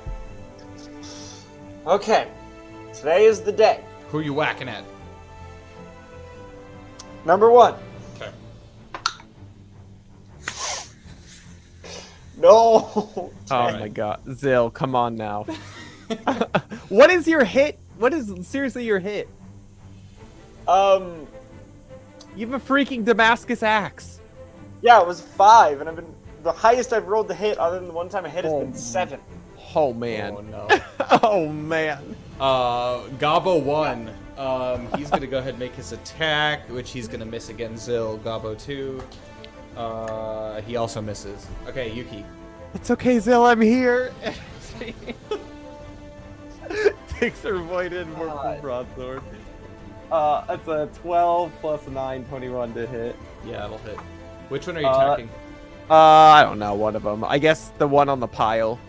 Okay. Yeah. That's 10 plus 9, so that's 19 cutting. As you do so, he is going to attempt to survive. And he survives. Okay, well, she's just gonna follow through and just finish him off with her secondary hit. So Okay. that is a 14 to hit. That was a That'll bad hit. roll. Okay. That was a bad roll. That was a bad roll, yeah. So 7 plus 9 was that? Yeah, he dies. 16. All right. He Yep. dies a lot. Yep. And then she's gonna smile at the other one. Don't worry, Zill, I got you, buddy. And just hits the other guy with her voiding purple broadsword. So it's 14 plus 9, 23. Yeah, I'll hit. 5 plus 9, 14 cutting, and 8 earth. Okay. And then she's gonna follow up with her Damascus sword. 7 plus 9, what is that? 9, 16. Okay. 16 will hit. And that is 7 plus 9, 16.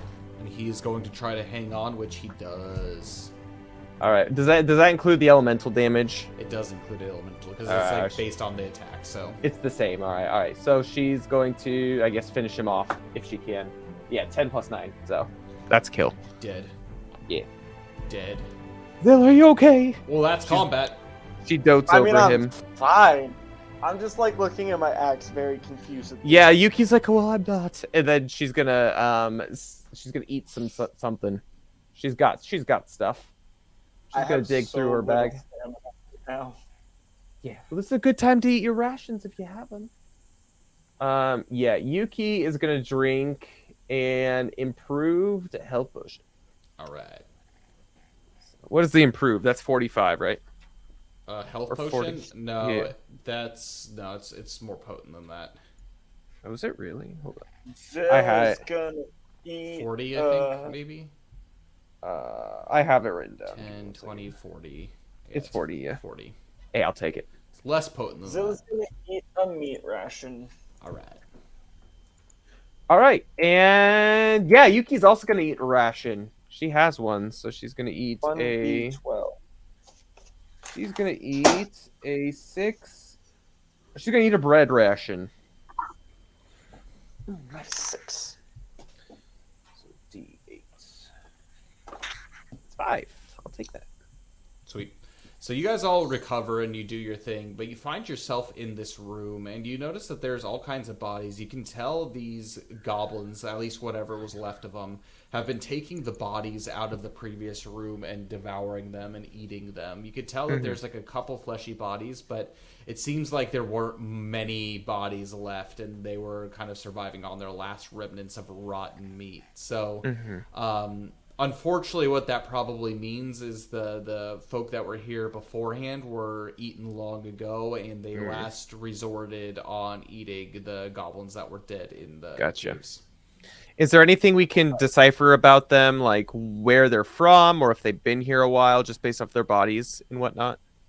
So from what actually knew from the previous encounter of being here, where these goblins actually came with the woman, the cultist that was here trying to pervert the pillar. Yeah. And they became kind of greedy and gluttonous, but it seems like during the slaughter of them, these goblins hid themselves in this back room while everything was happening, essentially.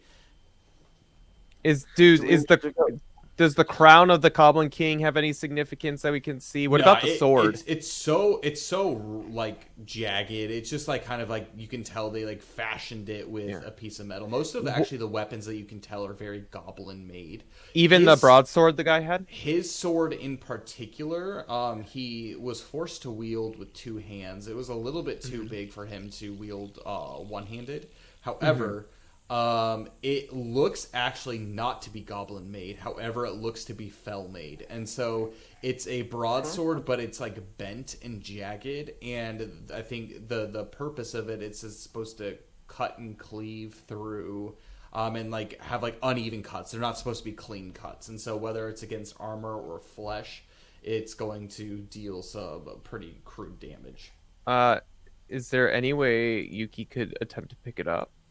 Technically, she could. It's not a super great sword, but yeah, she can attempt to take it. Never mind then. If it's not super great. I mean, it's a steel broadsword plus the adage of having that. She'll take that then. She'll pick it up. The one thing that I will say is people will see that you have a fell-made weapon though, and I'm not using it. I'm not gonna like actually use it myself. It's gonna be more like, at least she's thinking, it's gonna be more as evidence of giving to the dragon. Okay. Yeah. So you go ahead and you pick that sucker up. So it's a fell-made steel broadsword. Yeah, but like everyone would know that this is like a fell-made something that's like not good. It's pretty crooked and not. I mean, it's not super well made, but it's made for a purpose. Okay. She's gonna do that, and I know this sounds bad, but I doubt it's the case. Do they have any like valuables on them? They do not. I mean, you can attempt to loot them for like just their general like armor and weapons, but armor will not fit you, and weapons are very crude goblin. Yeah, I was assuming. So, is there any? Can I check for money? You can go ahead and make a loot roll for me. We can tell. It's okay. Nat 1. Nice. All right. Yeah. No, there's not a whole lot. You can tell valuables are not the first thing on their mind. So, what are you looking for? I'm like, I don't really. Yuki, you go ahead and make a loot roll too. Me too? Mm-hmm. It's a nat 16. Nat 16. You don't find anything specifically on the bodies. However, when you were over here in this area on the bed, you noticed that there was something shimmering underneath the bed. You reach down and you pick it up. It is a small brass key. Ooh. So, look what I found. I like keys. Wow, don't let Melvin have it. Yeah, I know, right? Well, good thing he's not here. She looks over towards that door that's blocked off and sees if it fits that door. So you're gonna go ahead and just insert it. Yeah. You do so, and as you do so, I'm gonna have you make a fortitude survival check for me. Of course, right? It's always trapped. Good thing I'm pretty good at fortitude. That is a 15. A 15. As you insert it in, immediately you begin to feel what seems to be a familiar feeling of poisoning begin to fall over you. Nice. But it does open the door, and it opens to what looks to be a iron chest, completely iron inside. Oh, gosh darn it! Sitting inside. I'm poisoned. And you're poisoned. All right. Well, I'm gonna open the chest, I guess. Okay, so how? Like, we should stop letting you open things. I'm immune to poison. Oh, the hell! Yeah, Zill was being very protected during the dungeon because there was a lot of poisoning that was gonna take effect, but he kept. I'm not feeling good. It. Can you open this chest for me, please? Oh. I go attempt to open the chest. You do so. You make your way inside, and there's no indication that there is like a lock per se. However, there is a chain that is chaining it shut, but you don't see any lock, as almost as like this chain was welded onto this chest. Do you want me to donkey kick it, Zill? I could do that. She's gonna donkey kick it. Donkey kicking a chain do anything? I don't know. She's pretty strong. She is. Make a physical skill check for me. A natural 1 plus 6. You kick it and you like sprain your ankle a little bit. No, Oh, no damage, God, but okay. you're just like you're not It feeling good. it jingle jangles. Sorry, I couldn't put my all into it. I'm not feeling good. That's okay. I think that Can I bread just try ration was to a little open it? moldy. Try to pull it open. Like pull the chain off of it, or how so? But I mean, here's the key, Zill. You could use this. There's no See if the sign chain that is there's a actually- key. It is a chain that is seemingly welded together on Well, top of this chest. So is the chain going this way? Or this way? It's over the top like this and crossing the section like this. Okay. I'm gonna try to hit like dead where they cross, Okay, yeah, with a weapon. like to sort of get both of them. Can I cheer Yes, him on? with- Zill, you're our man. If you can't do it, no one can. You do that, but I'm with gonna- no effect. Okay. Additional effect. Sweet. Okay, and I Go- was using a bracket-made steel battle axe. All right, go ahead and make a melee attack roll on it. Ooh. Oh, I probably have my. Do I get my extra +1 from getting the next Yeah, you do. proficiency? Yo, freaking Heck, sick, Zill. Hey, 16. It's gonna help. 16. You strike it and it immediately splits the chains at the cross section, and Yo. the chains fall off of the chest. Yo, freaking Zill, open it up. Open the chest. And inside there is a 10-foot length of rope. It seems to be standing there, and it is interwoven with both gold and silver threads. From Yo, within. let's go. Let's freaking go. Zill, what is it? However, Zill, as you reach down and you look inside, you feel overwhelming darkness coming from it. Ugh, gross. It's gross. I don't like it. Zill, are you feeling okay? Did you get food poisoning too? Yuki No, pats him it's on the just- back. It's gross. What do you mean? Is your tingle going off? No. Is I his don't tingle think- going off? His tingle is not Yeah, is going it? off. Oh. But it feels evil. It's a different kind. It's not like this dark. feels voiden, but it feels like almost kind of like this impenetrable like despair is coming off of it. Huh. It's very, very dark. Dark. It Very looks dark. pretty shiny to me. I don't know what you're talking about. Look, it's gold and silver. Yuki picks it up.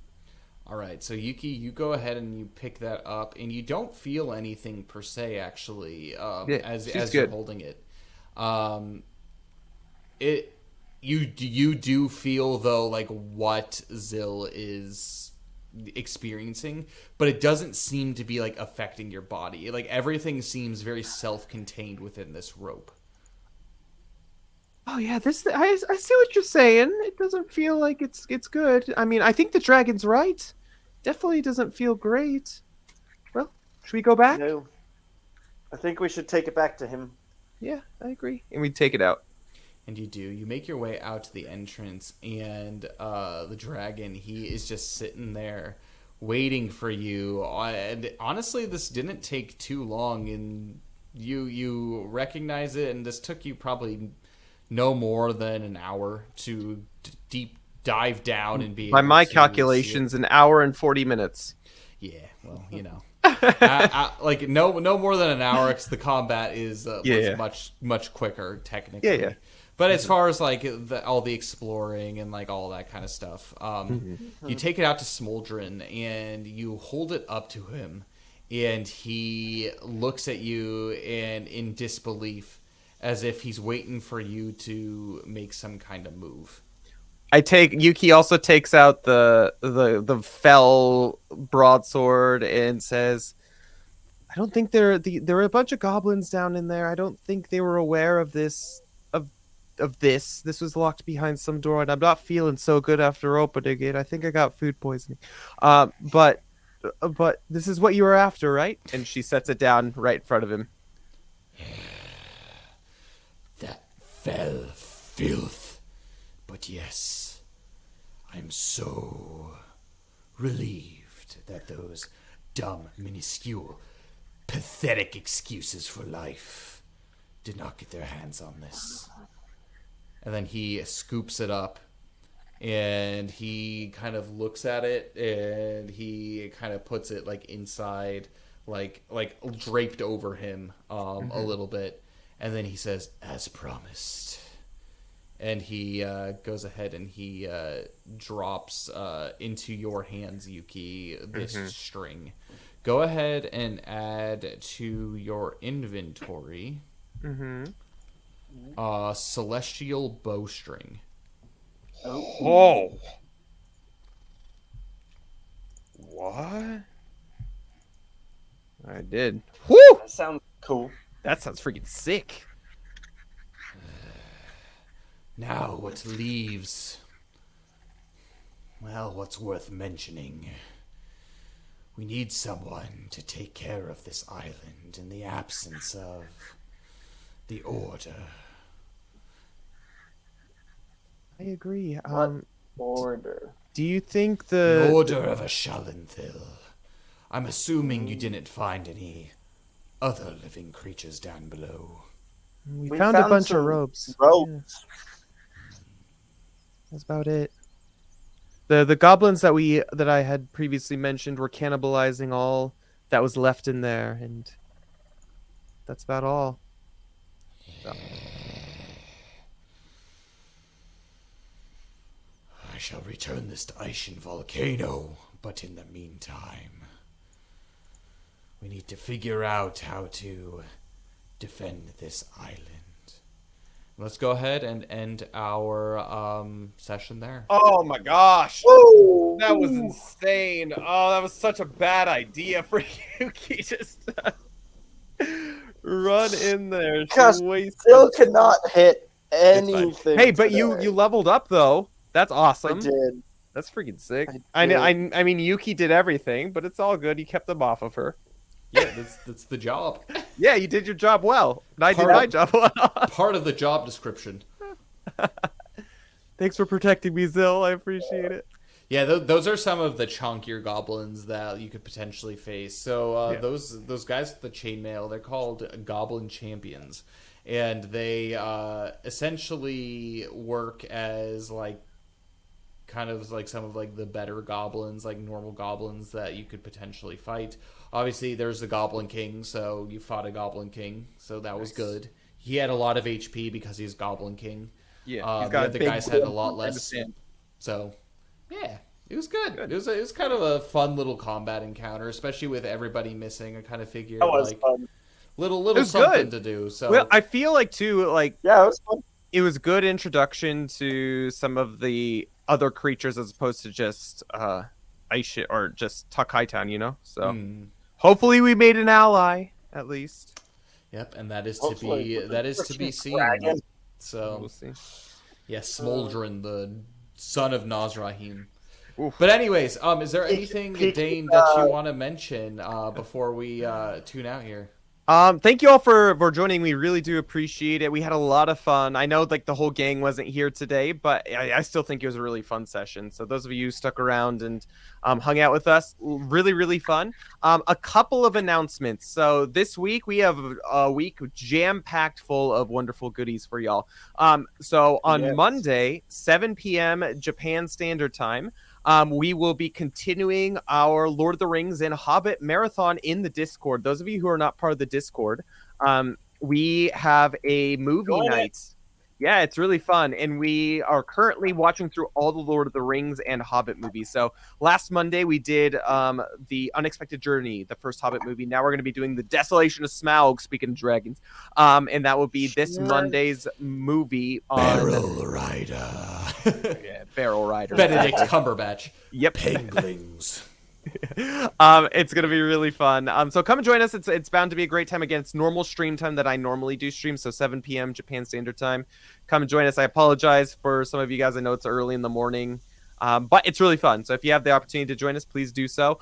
Tuesday, Thursday, we're gonna be continuing our playthrough of Triangle Strategy. Amazing game so far. If you like Fire Emblem, if you like Octopath Traveler, those kind of games, it's like those two games had a baby, and it's really fun. So come join us for that.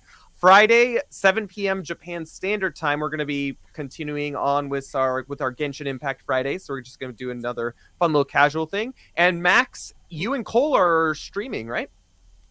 Yes, This so Friday? Friday, Mhm. also Friday, but Yeah. at 7:30 Mountain Standard. I think we're on Standard now. I Yeah. don't know. Yeah. Daylight 7:30 Mountain take into Time. account daylight savings time. Yeah. So anyone 7:30 not Mountain. so anyone not in America, it's an hour earlier. They will be starting. So yeah. Come join them. It's bound to be a Yes. great time. What are you For guys those playing? of you that did not watch, Uh-huh. so for those of you who did not watch the last one, Cole surprised me. Him and a couple friends of ours were very, very generous, Mhm. and they gave me a Switch. Yo, freaking let's go. So, Congrats, and buddy. the reason they did this is we are going to be playing Pokemon Scarlet and Violet, which comes out that day. So you're gonna see it the day it's really? released. Freaking sick. Um, By the way, have you seen the and leaked we're sprites? bringing in a good friend of ours, Jack. Oh, Jack's coming. Nice. No, Cool. I haven't. They're pretty good. I'm gonna tell you. Yeah, so I'm originally actually. we were gonna have Jack. Had a private commitment, so sorry for the miscommunication there. Nah, it's all good. No problem. I will say there are leaks. You can go search them. I'm not gonna spoil anything. Nico and Jack. But the evolutions of all the starters are actually all really good. So there's not a bad choice in my opinion. I for actually choosing really them. hate all the evolutions of the starters. Oh, you hate them? I kind of despise them all, especially the Oh. duck. The duck has the worst. Oh, I don't mind them. I actually kind of like them. I thought it was gonna be that's worse. funny. Oh Well- no, bro. Oh, we're gonna have to have a conversation. I guess maybe Yeah, maybe I also, saw the wrong supposedly, leak. There's some. Mhm. Supposedly, there's some adventure together feature. We don't know what it is Yeah, yet, but yeah, hopefully absolutely. we get to a point that the three of us can play together. So it should be fun. It's going to be a little different than a normal Lego Star Wars, but Hey, I'm there'll be pumped. Pokemon. There'll still be drinks. They'll be switching, and we don't know It'll what be we're a going good to do. time. We're going to have some. Well, I mean, so I know we'll talk about this off stream about it or whatever. So, but yes, come join them on Friday, and it should be a great time, especially if you want to see some Pokemon, which is going to be fun. And then next Saturday as well, Pokemon. But next Saturday as well, same time as today was, we're going to be doing session 15 of Everlast Adventures. Yeah, So the 19th. hopefully the 19th. Hopefully the rest of the party's here. I don't know. We'll see. But it's sure to be a great time. So that's the week ahead for anyone else. Anyone else have any announcements? Kyle, do you have anything? The ways that you can support us here in the creation of this game is you can join the Patreon. So one of the things that you can do is you can provide hope to at the $5 level. You get one use per month. And what that does is it allows you to allow someone to roll with hope, which is basically a re-roll, take the higher of the roll. It's not always the most helpful thing, but it's like the vast majority of the time it's been, not always, but vast majority of the time it's been pretty good in helping our players get cool loot, survive, do stuff. So that's really nice. And then at the $10 level, you get 2 per month, and additionally you get access to the Everlast before the official stream. So that's that for you. And then also, as always, sharing the content, looking and sharing the YouTube videos and everything, just to get it out there also is super important. And most importantly, your prayers for this game to be able to, be something good, be something that is fruitful for not only us here, but for everybody that plays it. Mm-hmm. And one quick last thing, in terms of us talking about merch and that kind of stuff, us here at Fantasy Forge Studios love Christmas. Christmas is one of the best times of year, and so we're starting early, meaning that we do. on Monday, we are going to be having Christmas discounts in the merch store all the way through January. So if you've been looking to want to get some really nifty merch, if you wanted to be getting some clothes that you've been waiting to go on sale, or if you don't want to wait till Black Friday and you want to get some merch before Christmas actually happens, again, all proceeds go towards supporting the game of Everlast.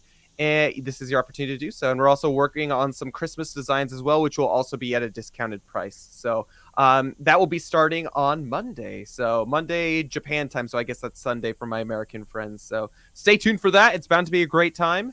And yeah, if you're looking for some really cool Christmas gifts, as well as a way to be able to support the game of Everlast, we're going to be having some discounts in our merch store throughout the month of November, December, and January.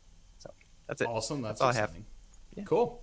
Well, as always, thank you so much for joining us. We'll see you this week. We'll see you next week for our next Everlast stream, and may Alamnia guide you. Thanks, everybody. Bye-bye.